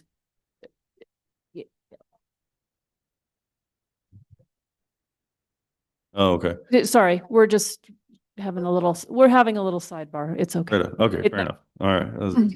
Well, yeah, that's debatable already, but I appreciate your optimism, your kind words. So the plan is to finish the transition to Axon Records in this fiscal year. That's been a multi-year project that DC Valdez and his team have been working on and building out. And then also begin the accreditation process with the New Mexico Municipal League. Last year when we came and spoke to you, one of the goals was to get a policy and training sergeant up off the ground. Our policy sergeant is in place. We meet every Monday to go over policies in place and review new policies and make sure that we're operating with best practices. And it's been a great position for us. Now, the big one here is the case management order coming from the Supreme Court of New Mexico as it relates to the tasking. Really, this is specific to discovery. The good thing here is that we're not the first judicial district to be having to deal with this. The second, the third, and the eighth have already had to deal with these case management orders. What this does is, so currently our discovery process is split between a number of other employees that have a primary responsibility, and then they do the discovery additionally in addition to it, but it's not their primary function. With this case management order, that has to change, and we're going to have to get staff that are dedicated solely to getting these discoveries put together and out in a timely manner. The consequences of that, there are a few, but one of them can be dismissal of the case, which would not be good, not for any of us. And if needed, DC Valdez can speak more to that too, but also the goal would be to also expand our records division to a 7-day operation, which would also help in timeliness of discovery as well as IPRA responses. And next slide. So in the interest of what is not in the budget, but is something that we're seeing down the road, and as related to my previous statement earlier of how much we've grown as a department, not just in our sworn staffing, but also as it relates to civilian staffing. Our PSAs have grown. Again, our evidence collection and management has grown significantly. Our crime scene technician, they are their own unit with supervisors, that has grown quite a bit. And as a result of that, we are running out of room in our department, our building. I believe it was built sometime in the 80s. And we're pretty close to busting at the seams, so to speak. Related to that too is evidence room expansion, because as we've noted, our department is getting busier, our calls for service have grown, and as a result of that, they're collecting more evidence, and we need more space to accommodate for that. Also, our training range and does a few things for firearms and also emergency vehicle operations, EVAC. The great work that James Harris has done at the airport has been wonderful for the city, and the expansion that we've seen out there has been wonderful. But our training range or firearm range is in that area, and they are in the interest of their own expansion, they're going to need that space back. And so we, as a department, our size with the expectations that we have and the training that we do, we're going to need another facility sometime soon to account for that. Also, what's not on the presentation, but I want to make sure that she gets credit. I've spoken in previous years about technology and how we use technology to augment and facilitate the work that our guys do. I know there's been a lot of talk about drones, and we can talk about our own drone program if it would be helpful. But something that has been great for us is our collaboration with Julie Sanchez from the Family Services, Family and Youth Services Department. Director Sanchez has gotten some grants that has helped us with getting ShotSpotter up off the ground, which hopefully you guys will be seeing again in the next couple of days. And we now have an in-house DNA machine. The machine is in place. It's just now we're just trying to get some of the equipment that we can start using it. But that will allow us to do our own one-to-one DNA comparisons, not have to rely on the DPS lab to do those for us. And again, thanks to the work of Director Sanchez, we now have a domestic violence response specialist in-house, and she's been just kind of started with us within the last few weeks, but it's been a great collaboration so far. So I just wanted to make sure that I didn't leave out the great work that Director Sanchez has been doing. I know they already went, but I don't think they had the chance to kind of hype up the work that she's doing behind the scenes for us. So with that, we will stand for questions. Great. Thank you, Chief. Questions from the committee? Maybe we'll start with Councilor Lindell this time, since I've been favoring my left side. I'll lean to the right. Wasn't going to say anything. Just a couple of questions here. So you're looking for 5 FTEs to meet the demands of the Supreme Court discovery. Is that? Counselor, that's correct. So I'm not exactly sure. I didn't read what the Supreme Court, I didn't read the whole case. I don't know how the time frame has changed, or what it is that we need to be doing now that we weren't doing before. Madam Chair, Councilor Lindell, so there's 2 districts in the state of New Mexico that have been operating under the case management order. Here in Santa Fe, we've been working with the district attorney's office to get our staff up to a point where they can process discoveries in that short time frame. So for example, some cases may need to have discovery turned over within 7 days of the initial hearing, which usually occurs about 1 to 2 days after the arrest. And when that order goes out, we have to provide them everything that we have in our possession. If we have items that are at the lab, we have to provide lab receipts. And oftentimes when these cases are going forward before the court, there's also a dangerousness hearing. So if this person is going to be held in custody until trial, we're trying to build the plane as it's flying. And those constraints are really tight. Now we can also get a expedited, which means 3 days. And if we go past that 3 days, someone who's dangerous to the community can be released. In some cases, if we don't meet that 7-day turnaround, the case could be dismissed. And depending on how egregious I guess the violation of not turning over the evidence or discovery is, it could be with prejudice, which means we cannot file that case again. It's pretty much done. And that would be an injustice to victims in our community. So 5 FTEs, that's 200 hours a week. That's a lot. How did we determine that we needed 5? Madam Chair, Councilor Lindell, this is probably on the low end of the items that we need. Currently, we have 8 record staff that process all the reports for every police officer, public safety aide, and animal service officer in the city's police department. 8 folks. And if one person is out on leave, if they're sick, again, they're working Monday through Friday.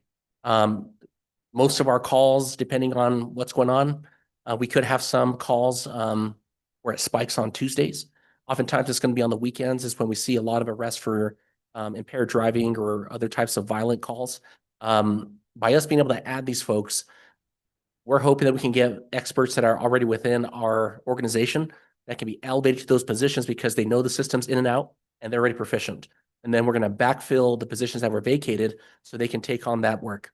One thing that's hard with this is with span of control, we have 8 folks in records and 1 manager that's overseeing everything that they do. And to be frank, that manager is stretched very thin. She's doing a lot of different things for the department and she needs help. So one of those 5 positions is a supervisor to help with that span of control and also delegation of some of those responsibilities. Again, this may be on the low end.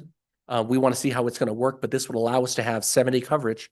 So 7 days a week, as records are being processed, they can process them. And if there's errors, they can immediately get them corrected within a day versus our current workflow where if the report's done on a Friday or Saturday, records comes in on Monday, and maybe that officer works that Monday or they don't come back until Thursday. So then we have that delay in time for them to make those corrections. And if there's an arrest that's made, we have 1 or 2 options. Either we have the officer come in on their time off if they're on time off, or we have them come in if they are at work to get it remedied.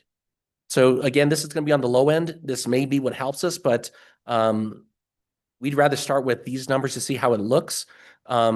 To be honest with you, I need a second supervisor in that unit as well. But again, we're starting on the low end to going to get the workflow set up.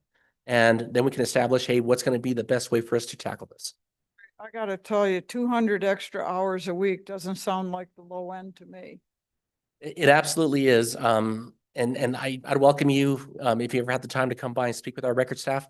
They work day in, day out. They work very hard. My manager on times, if there's a pressing issue that comes up over the weekend, there's times when she will go in service on the weekend on her time off to get a report processed. So we're ready for it to go to the courts on Monday. And frankly, that's helpful in a pinch, but it shouldn't be the norm. Second thing I want to ask about in the actual budget from the budget book is animal services. We only have a proposed budget there of $4,700. What? How can that be?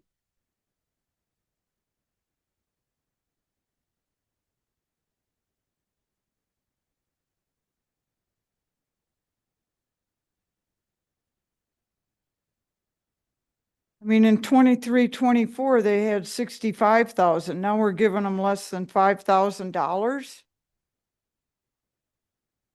Madam Chair. Can you hear me? Madam Chair, Councilor Lindell, that is a revenue driven account. That only that has their training dollars. It has a small supply fee and it has 18,651 for the kennel. When budget was prepared, we started this back in January. At the time, it didn't seem that we were going to have the revenue to support that. And that is why these cuts were made. Last week, I had a meeting with Andy. And since then, we've had our permits, which are renewed by by my animal services staff. They send out for the renewals. Our animal services has done education on the departments or the stores and businesses that are required to have the permits. So we do have the funding in there, the revenue to support this. So once the budget is completed, first quarter of the fiscal year, we will be doing a bar to put that money back. The 18,000 will be carried forward as it is a capital purchase. So that money will be restored at 100%. Okay, thank you. You're welcome. So question on we did a kind of expensive renovation in City Hall that we were going to have a little substation here. What happened with that? Madam Chair, Councilor Lindell, we never used the word substation. That was never our term. It was always going to be an additional office space for us for it to be considered like an actual substation. There's no holding cell. There's a lot of things that it would be lacking for that purpose. So it is additional office space. It is staffed primarily by DC Valdez's staffing, his personnel, but also if we have officers who are on light duty or officers who are on the north side and want to come in to do their reports or meet with a complainant, they can often use that as an avenue to do that. Okay, we did a kind of extensive renovation there. I don't know if you had anything to do with it or requests for it, but we put in bulletproof glass over there and it was very pricey. What, if it was just office space, why did we do that? Madam Chair, Councilor Lindell, because it's a police office, there's certain requirements that we have, and one of them is we have to be in compliance with the Criminal Justice Information System, CJIS.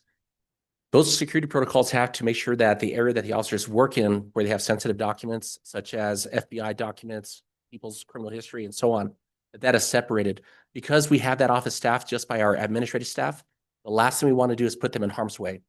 Based on the layout of the office, there's only 2 doors that come in, and once someone's in the lobby, the only thing those folks have to seek refuge is to hide behind that glass or that bulletproof panel and go in the back and call for help. How about the rest of us? I hear you, but again, I'm sure you get complaints downtown. I would also invite you to our station. Our folks are really good at de-escalation. We had to do that with our civilian staff because people get pretty heated and they say things that are. I've noticed. I've noticed right in this room. Yes. Okay, that's all I've got. Thank you, Counselor. Counselor Faulkner.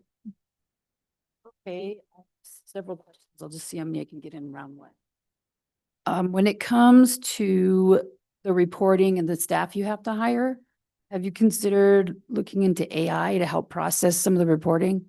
Because I might be comparing apples to oranges with what I'm about to say, but my cardiologist has an AI system in each patient room and it records the entire visit and then it makes the reporting for him.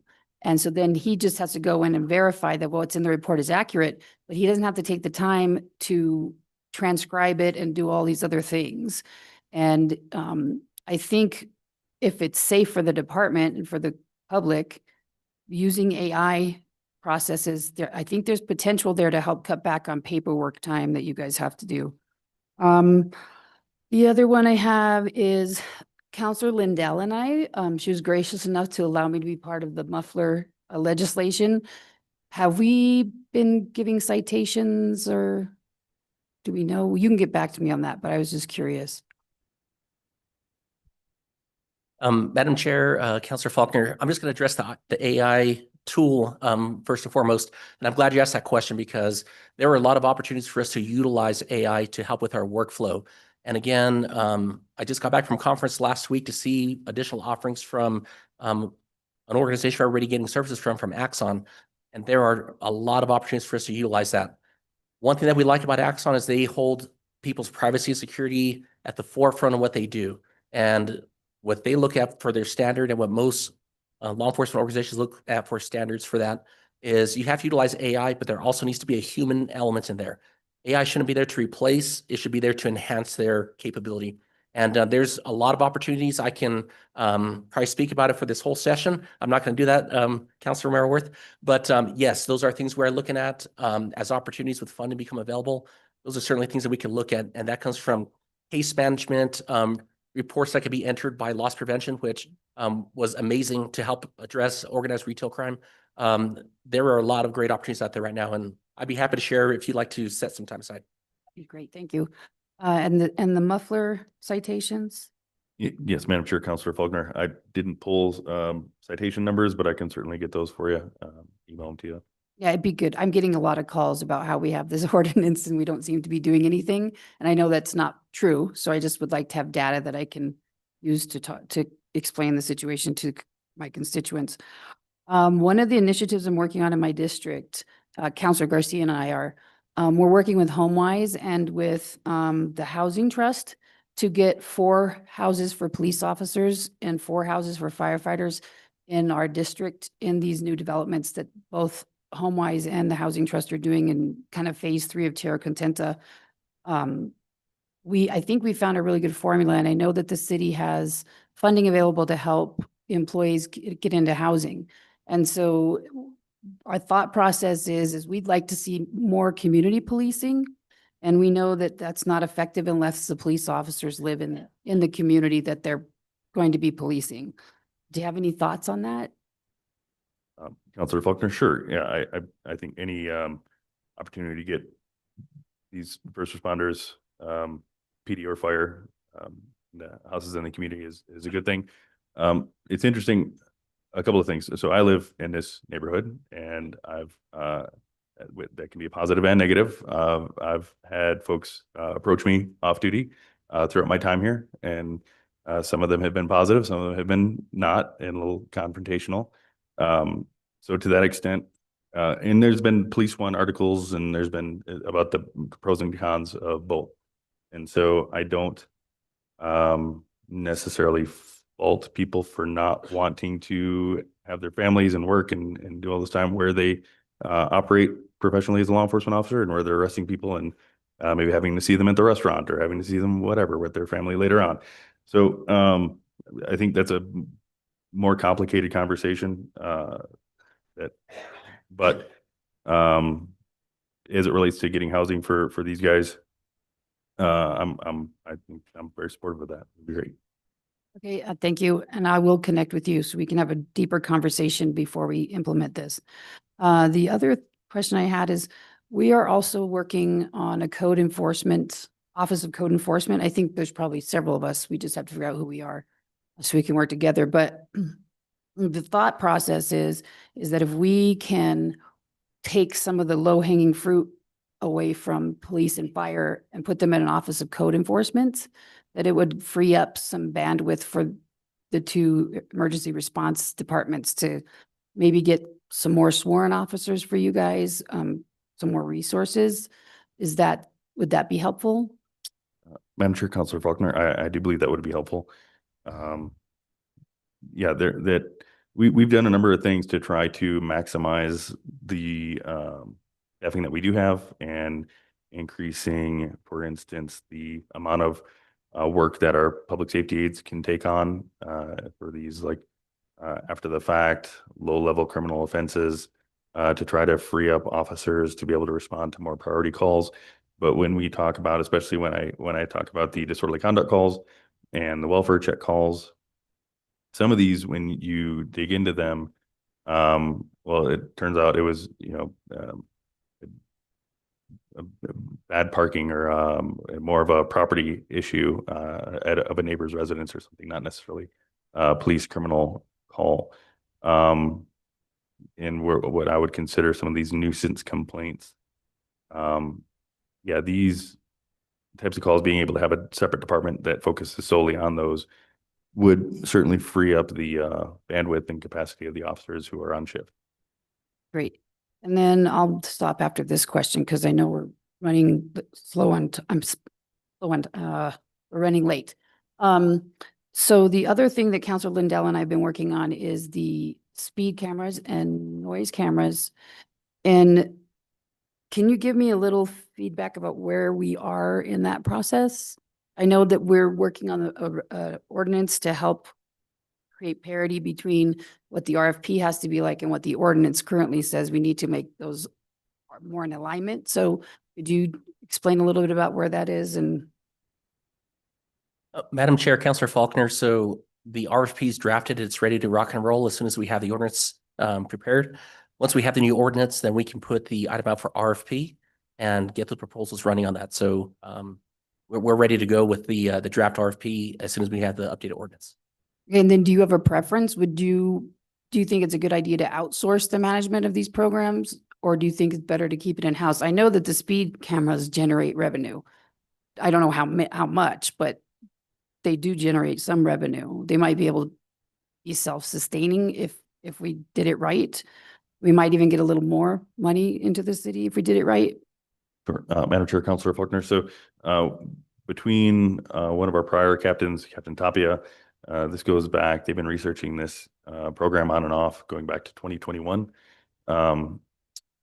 Where they've seen them most successful and efficiently ran and better received by the community is when they are housed by a code enforcement department or some other department that is not law enforcement related.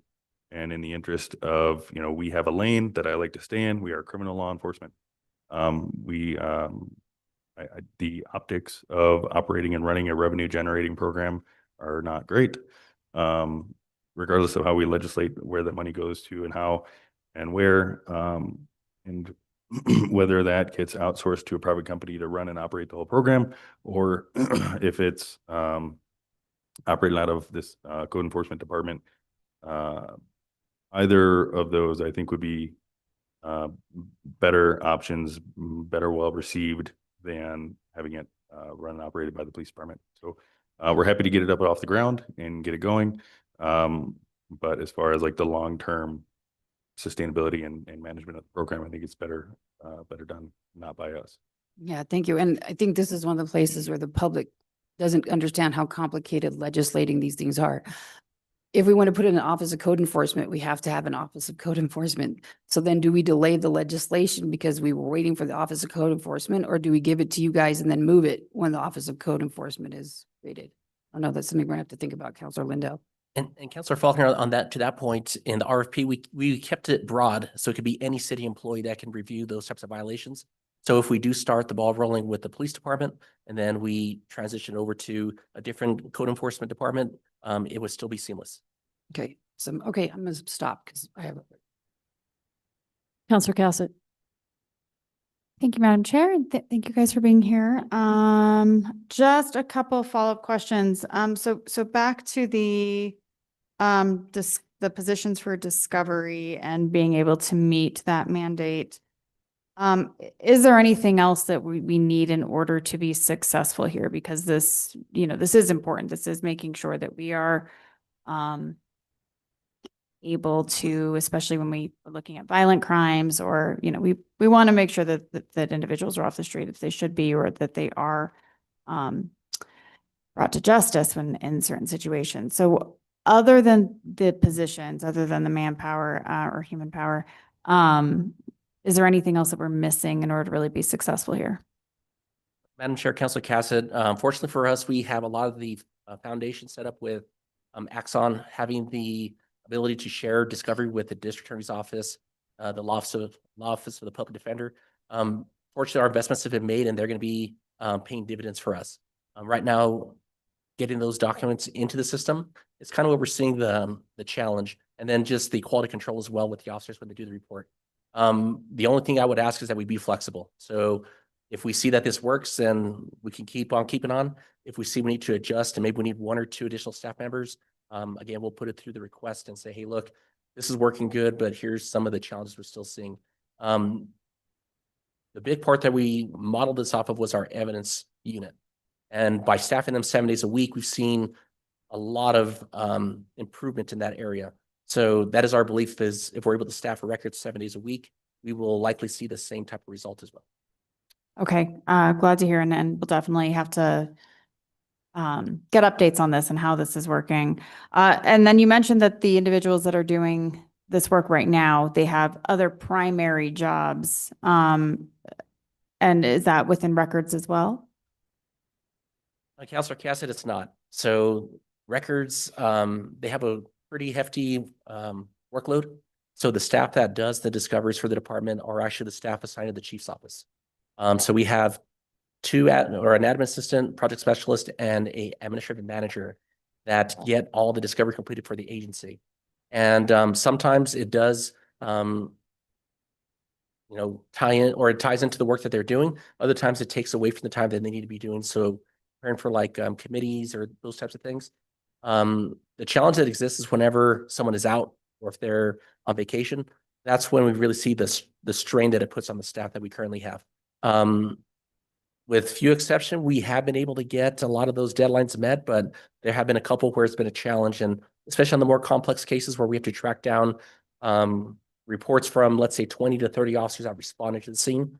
They have to make sure that we account for everything. And that's where it gets time consuming. It takes a lot of their time. Okay. Yeah, it's, we've talked about this in the past of, especially I think it was during the COVID years, where we saw a lot of individuals who were wearing multiple hats. And the concern about, one, what does that do to their primary duty, but also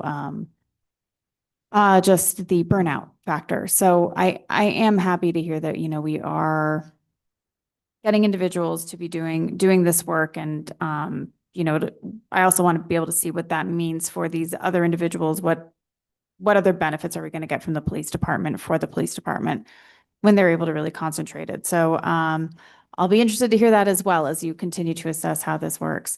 And then to really, bring it home, public safety is a huge, huge issue.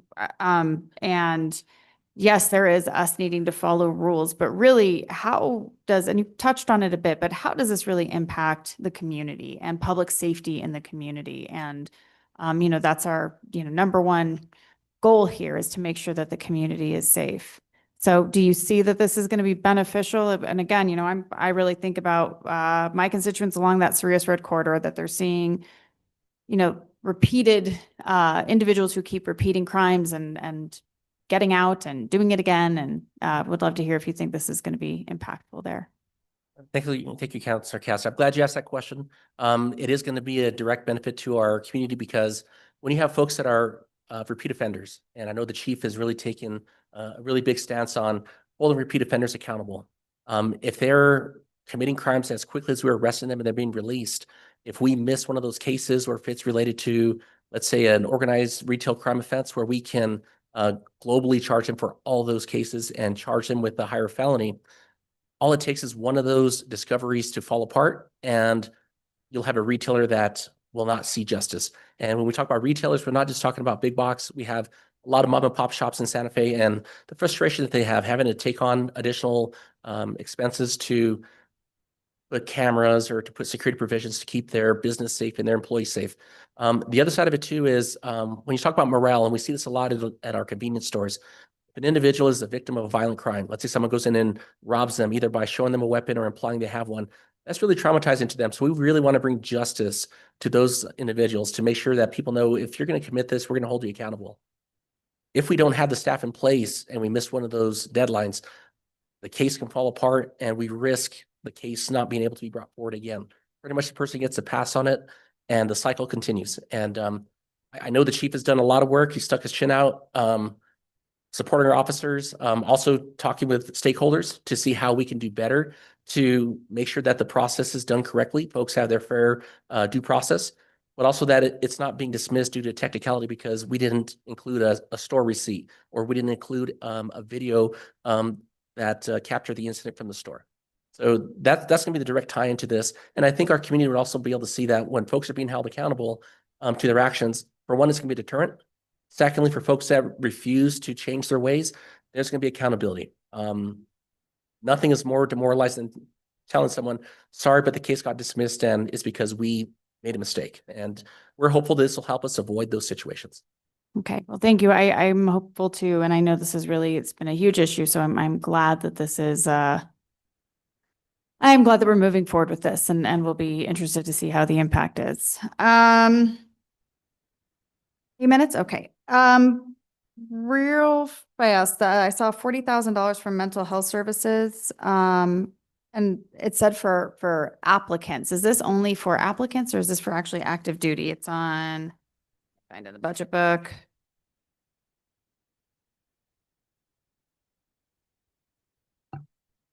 So like, I don't, I think I can answer it without. Okay. Okay. So Madam Chair, Councilor has it. Yeah. So it's not just for hire applicants. It's also for officers. Lawyer mentioned it before, not to brag, but we had it first. The contract with PSPG. So it's an open contract with the company. So our officers can go at any time. They don't get identified to us. All that happens is DC Valdez will get a bill, and that counseling available to them at any time. They also will do our fit for duty examinations. Okay. Not just cadets. Great, good, glad to hear. And then I think I have time for one more question. Can you remind me what the New Mexico Municipal League accreditation is and why do we care to have it? Thank you, Councilor Cassett. So several years ago, it's been quite some time, but long time ago, like in 2000, I think 4, I believe. I think that may have been the last time that we were certified with CALEA. And CALEA, I don't know what the acronym is, but I can send it to you. It's a great program for accreditation. However, it's very, very expensive. Like they will say, in order to be accredited, you will have this type of equipment, or you cannot have vehicles that are older than X amount of years, whether it's 3, 5, or 7. And that is kind of like the gold standard. It's CALIA, but it's very expensive. Any department will tell you, hey, it's great to have it, but it's very expensive. They are very stringent in how they do their requirements. And it requires that things that have a shelf life, they don't stay on the shelf for too long. So our department was accredited at one point with the New Mexico Municipal League through the New Mexico Associations of Chiefs of Police. What they do is they do a review of all of our policies. They make sure that they're within standards of current practices, that they have the best practices for what is relevant for law enforcement right now. And they do a review. And this peer review, they let us know, hey, you need to adjust this, or we need to adjust that. Once we have that accreditation, that lets folks know that we went through the process. We've had an outside party that is in law enforcement look at our policies, and what we have is very good, sound policies.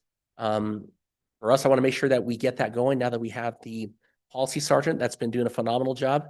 He's been updating a lot of policies that have been kind of waiting for someone to do. And it speaks much to the point that we discussed earlier of people wear multiple hats. And sometimes when you have to say priorities, like, okay, I have this policy, I have to work on this. And then it's like, right, sits for a week and then you come back to this.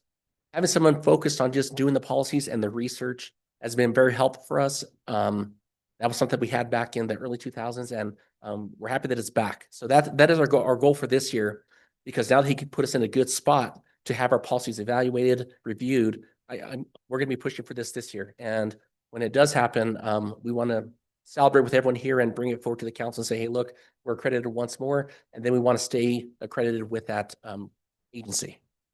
Wonderful. And I think us as counselors can empathize with the fact that having dedicated policy analysis is very helpful, because when we don't have it, we feel it as well. So glad you guys have it too.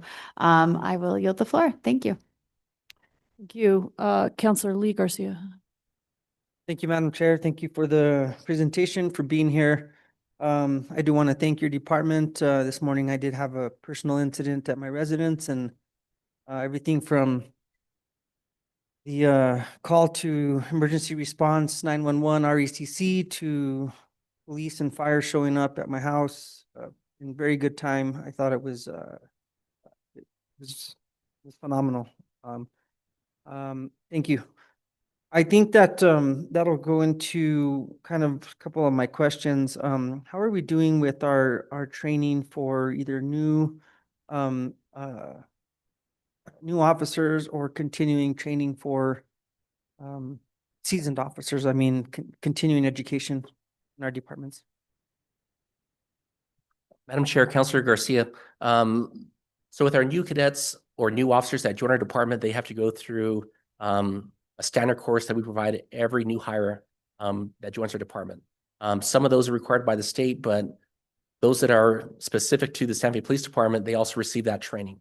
And once they get that initial training, some of those may be how we utilize less lethal techniques, our department's policies, how we conduct patrol operations, and so on. There are required training courses that staff have to take to maintain their police officer certification as well. For us, we train as much as we can with our folks. We just don't meet the minimum standard state established by the Law Enforcement Academy. We also, again, cater training to our community to make sure that our folks are best equipped to serve our community. We make the investments, whether it's advanced training or basic training. Some of the training may be hosted locally. So there's some that we are planning this next fiscal year. One of them that we've done in the past is through PSPG, and it's de-escalation training. There's a requirement by the state. I believe it's 8 hours that you have to do each or every other year. And for us, we're going to, again, exceed that amount. And their training is only classroom-based. The course we're going to be looking at is going to be reality-based training. That's where we see the best experience for officers, where they're actually put into the situation. They're having to communicate, think on their feet. And that actually helps with them retaining that information. So when they go and utilize that during the course of normal work, it's building confidence for them, and they're going to react in the best method that they can. With our training, we allow folks, there's going to be some required training, like I mentioned, but if they have an interest in something that they want to attend to help them with career development, let's say they want to be a violent crimes detective. In most cases, we'll say, cool, if the staffing permits, we have the funding, and they want to go to this course, we'll send them to that class. They can have that training, and it helps us build, again, that position for that person So when they are eligible to test, they have the baseline training, and just doesn't stop there as well. Once they get the training as well, sometimes those units, they'll say, hey, you have this, and they'll actually mentor them as well and let them know, hey, let's come along with us and let us show you how we do this, this type of stuff out in the field. Training's at the heart of everything that we do. It's something that, again, you can't just say, hey, we did it once and we're good. You constantly have to come back to and say, right, we did it for this year, and then we have to put additional remedial training as well. So folks can, one, retain skills, and in some cases, they can even increase their skill level with this. And there's a lot of science that goes behind it. It's really, really interesting. But when you look at human performance, when you have an officer that has a lot of experience, both in the field and with training, they are oftentimes going to have a better response versus someone that is new to the job. If you can use that as an example, let's say a business. If you have someone that's been in there working on cars for the last 20 years, they could probably look at a bolt and say, hey, it's this size, versus if you have someone that's doing the shop, they may need to come a couple times and say, is it this or is it that? But then they get that proficiency. That is the same thing for law enforcement. And that's why retention for us is really important, to keep those skilled officers in our ranks. But we can't just say we keep skilled officers. We also have to build the next generation of officers and teach them how to do it. But the best way we see with our training for people to retain that information, classroom is good, but reality-based training, that's what our focus usually is. Putting them in scenarios, having them talk to someone, making sure that they can see what the challenge is before them, and then coming up with a good way to respond. Thank you. I guess that kind of is on the job training. Putting yourself into a situation that where you have proper guidance, and now that it seems as we are closer to being fully staffed, that's probably a lot easier to do. Just my observation. I'll move from that, and I think I'll go back to the I appreciate the comments by Chief Joy in regards to sometimes an officer may want to live in the city, sometimes they may not. A few years back, we appropriated some funds for a down payment assistance program that was brought in. Is that something that we're still working on within your department, or are we not doing that anymore? Madam Chair, Councilor Garcia, I'm not sure. I know it was a pilot that was initiated last year. We had some folks that got pre-qualified and were interested in the program, and we're going to move forward with it. And then they were, unfortunately, the interest rates went up pretty significantly, and that kind of put the basically killed it for them before they ever really were able to get out of the gate. So I can't speak to whether or not that program was carried forward as far as the pilot, or if that's still moving forward. Yeah, it was a pilot program, and it was for police, emergency responders, whether it be fire or police. And we had a lot of interest. We had a lot of folks who were interested in it, and I know at least a few went to get pre-qualified and move forward with the program. And then the interest rates went took all the air out of the room for them.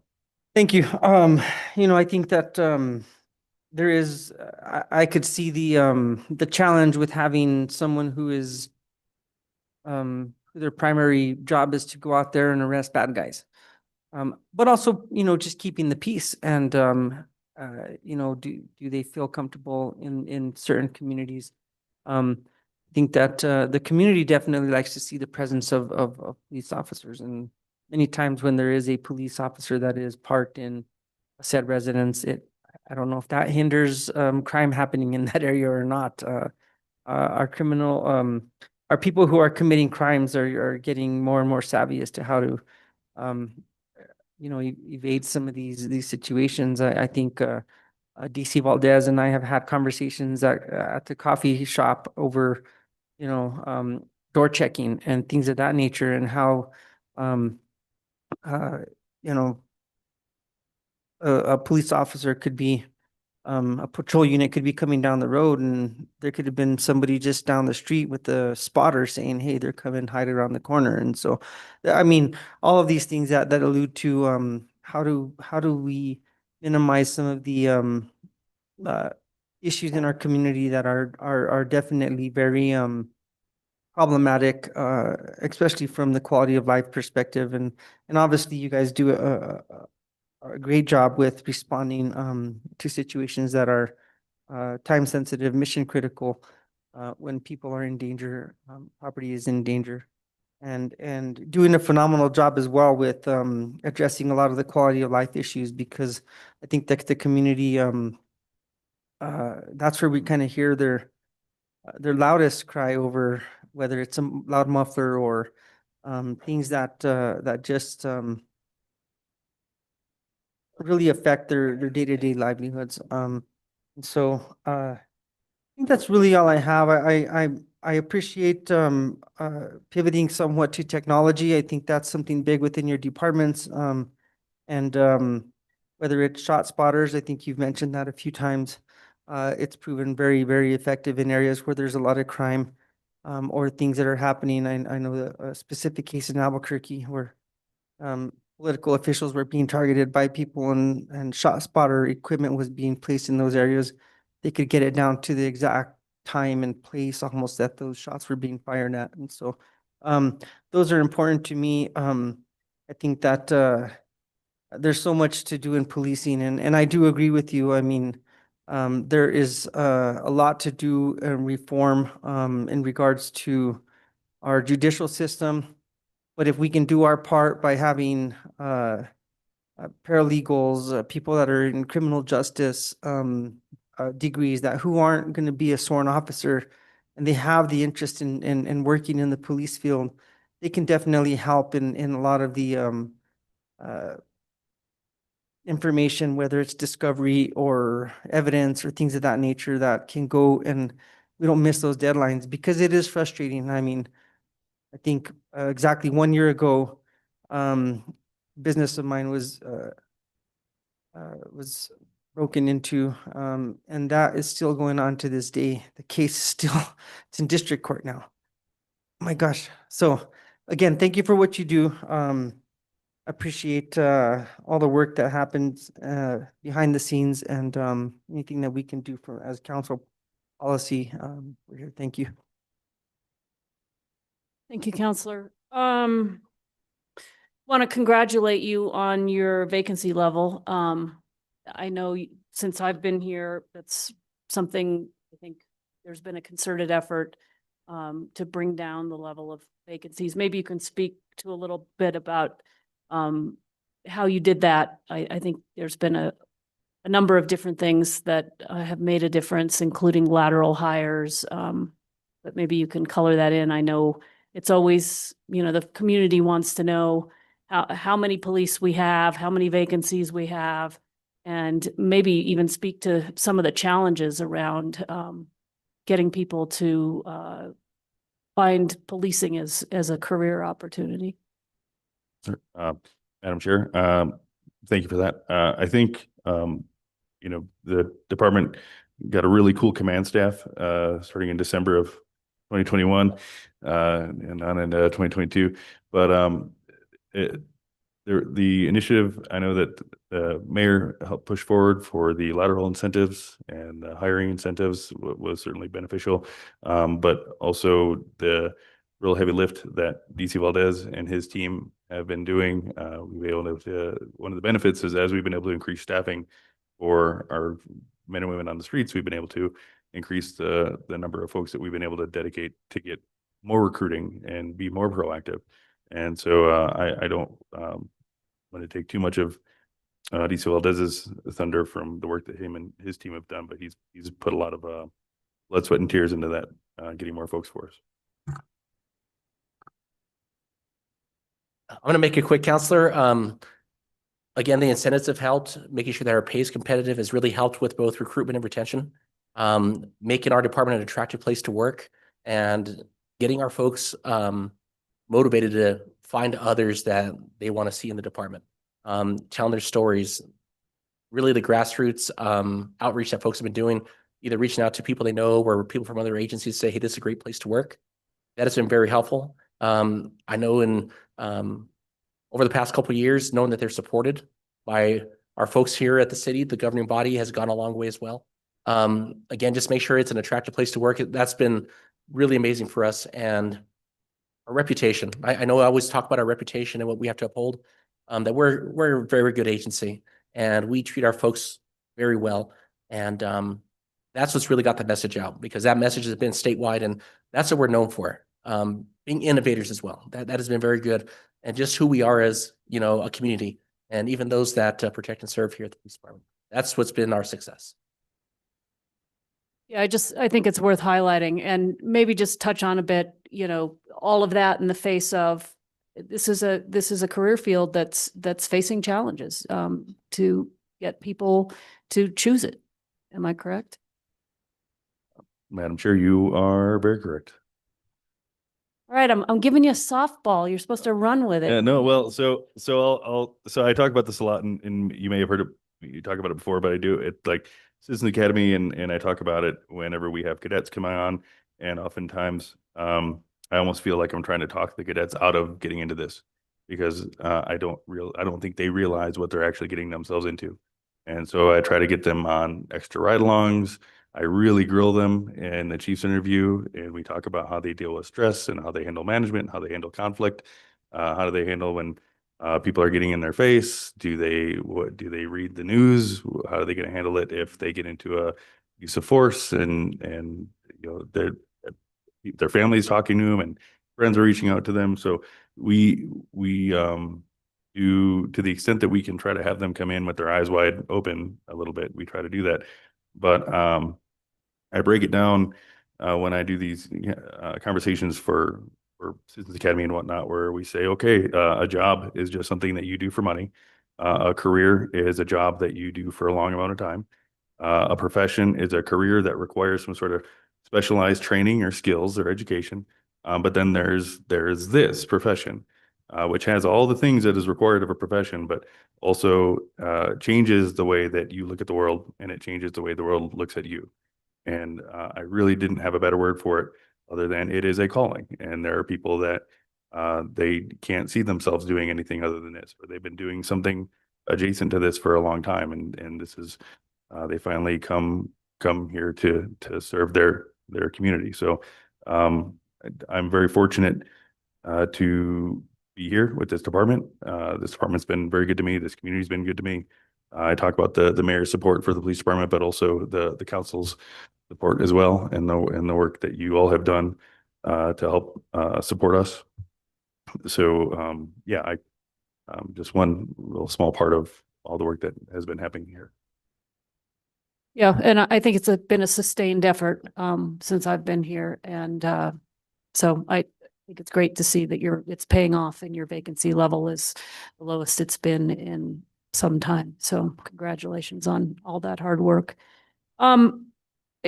Councillor Faulkner asked about mufflers. I want to ask about medians. You may or may not have numbers. Curious how that's working. We passed legislation to protect the public from being on medians. It's unsafe. Curious if you're seeing any effect from that. Yeah, Madam Chair, the grace period or education period, whatever we're going to call it, has recently ended. Let's say challenge, but the number of medians for which this is actually applicable for is relatively small in relation to the overall number of medians. So yeah, I don't have a number of citations yet, or if they've been getting handed out. And I don't know if you saw, I think we handed out, there were like color coded maps of what medians it applied to and what didn't apply to. So yeah, it's still, we'll hopefully have some numbers for you soon. Okay, thank you. Interesting to, yeah, to see, you know, again, we get pressure to pass laws. We do it, then it's always curious to see what effect they have on the problems that the community sees and voices an opinion to have us do something about it. So just, it's good to know what's going on. So appreciate that. I think there's probably a few other questions. Counselor Lindell? Okay, okay, let's see, how did we go? We went this way, all right, so you, Counselor Faulkner. So just two quick things. One, how are the Bearcats working out? Madam Chair, Councilor Faulkner, we only have our legacy Bearcat. The other three are in production, and we're hoping to go inspect them about a year from this summer. It takes about 18 months for them to be manufactured. So a year from this summer, we'll go inspect them, make sure they're good to go. They'll be put on a truck and shipped here to Santa Fe. So we're hoping to have them next year during the summer of 2026. So I think We have three. So we have three that are on order, Counselor Lindell. We have one Bearcat that's in our fleet. That one's not doing so good. She's kind of falling apart. So the other ones were at the right time. so here again, this is like another one Bombcat. Yeah, it's one. Okay. Let's clarify.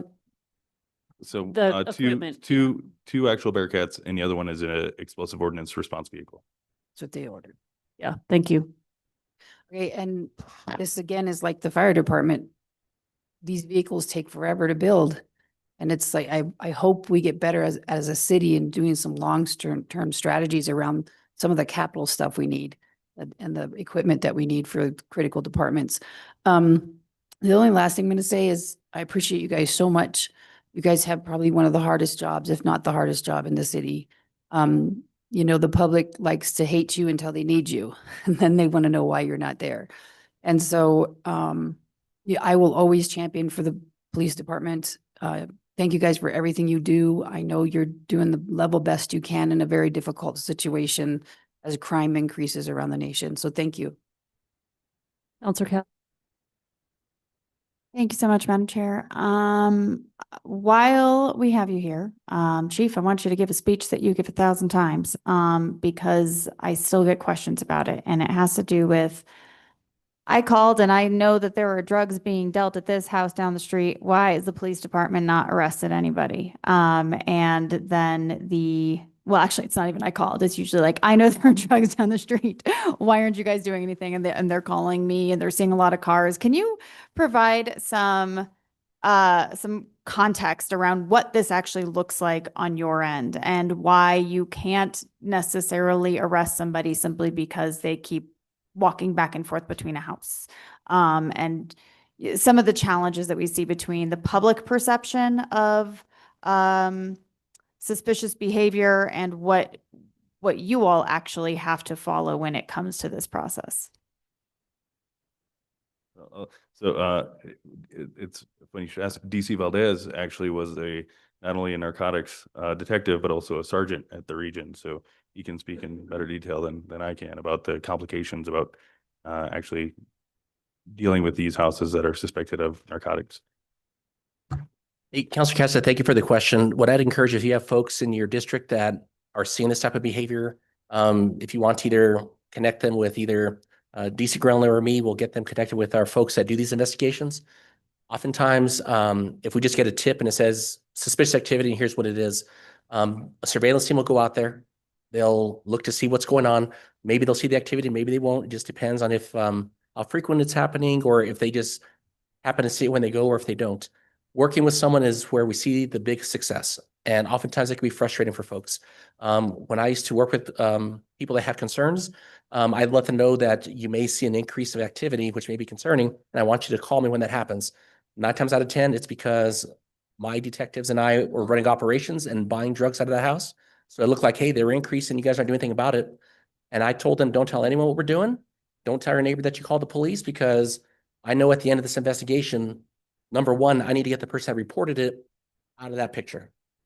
Because once I get that challenge out of their neighborhood, they're gonna say, great, they're gone. I'm like, it's time to go to court. No, thank you, they're gone. I want nothing to do with that. So we try to get them removed from that investigation as quickly as possible, so that way the observations that are seen are by the police officer, the detective handling that case. Once they do the investigation, there's a couple ways that they could do it. They can go and either charge the person, depending on what they're able to do, or they can do a warrant service at the location for contraband that are fruits of that crime.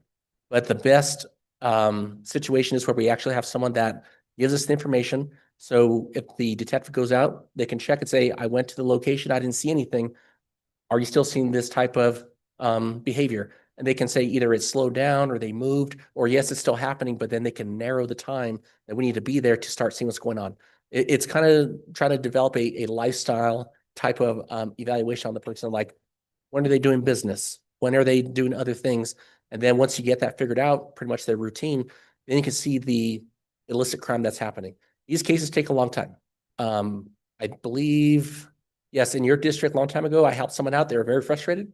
They would call, and when I finally shared with them, we sat down and we went through it. They're like, wow. So one of our guys actually scared them because they thought he was a part of a biker gang. And when a person went to approach them, which I asked them not to, don't ever approach anyone, frighten the person. And that was the thing that stuck out in their mind. And I told them, well, rest assured, that was one of our guys. And she thought it was the scariest person in the whole world. But that's what they have to do to make sure that they are able to do those cases. But yes, people that are in communities, they know the rhythm of the community. They know what's going on. They know if something is amiss. We want to get that information for them. We want to get them removed from that investigation. So when it comes time for court, we have a solid case and we don't have to worry about bringing forward a witness.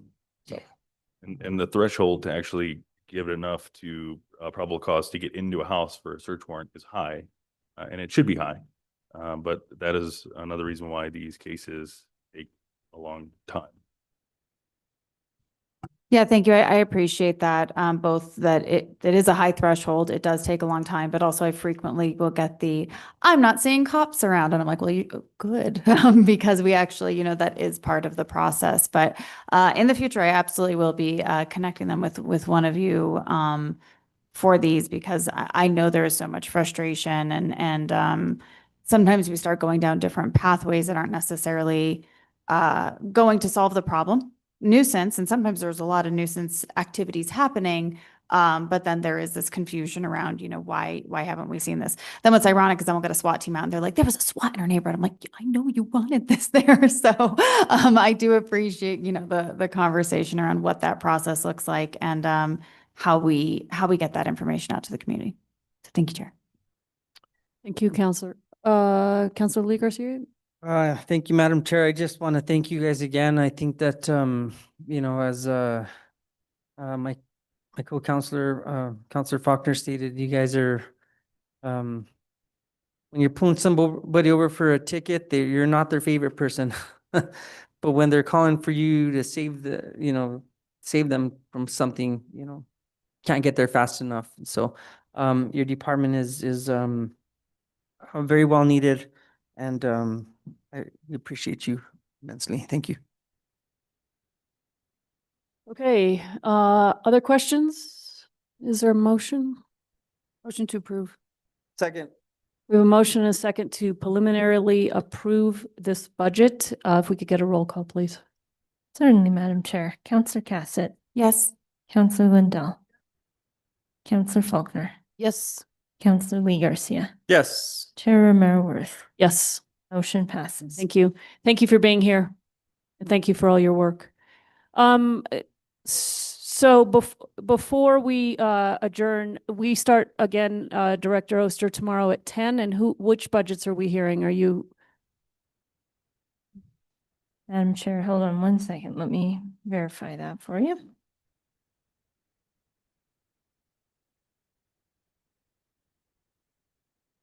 Okay, I'm hearing public utilities starting at 10 a.m. I could look it up too. Yes, public utilities tomorrow, starting at 10 a.m. Okay. And we're going to be done by 2 o'clock because there is a council meeting with a very full agenda starting at 5. That's correct, Madam Chair. And I do have a printed copy of the other operating costs by division that was emailed yesterday. So I have printed copies of that for. Okay. All right. We are done. We're adjourned. Thank you.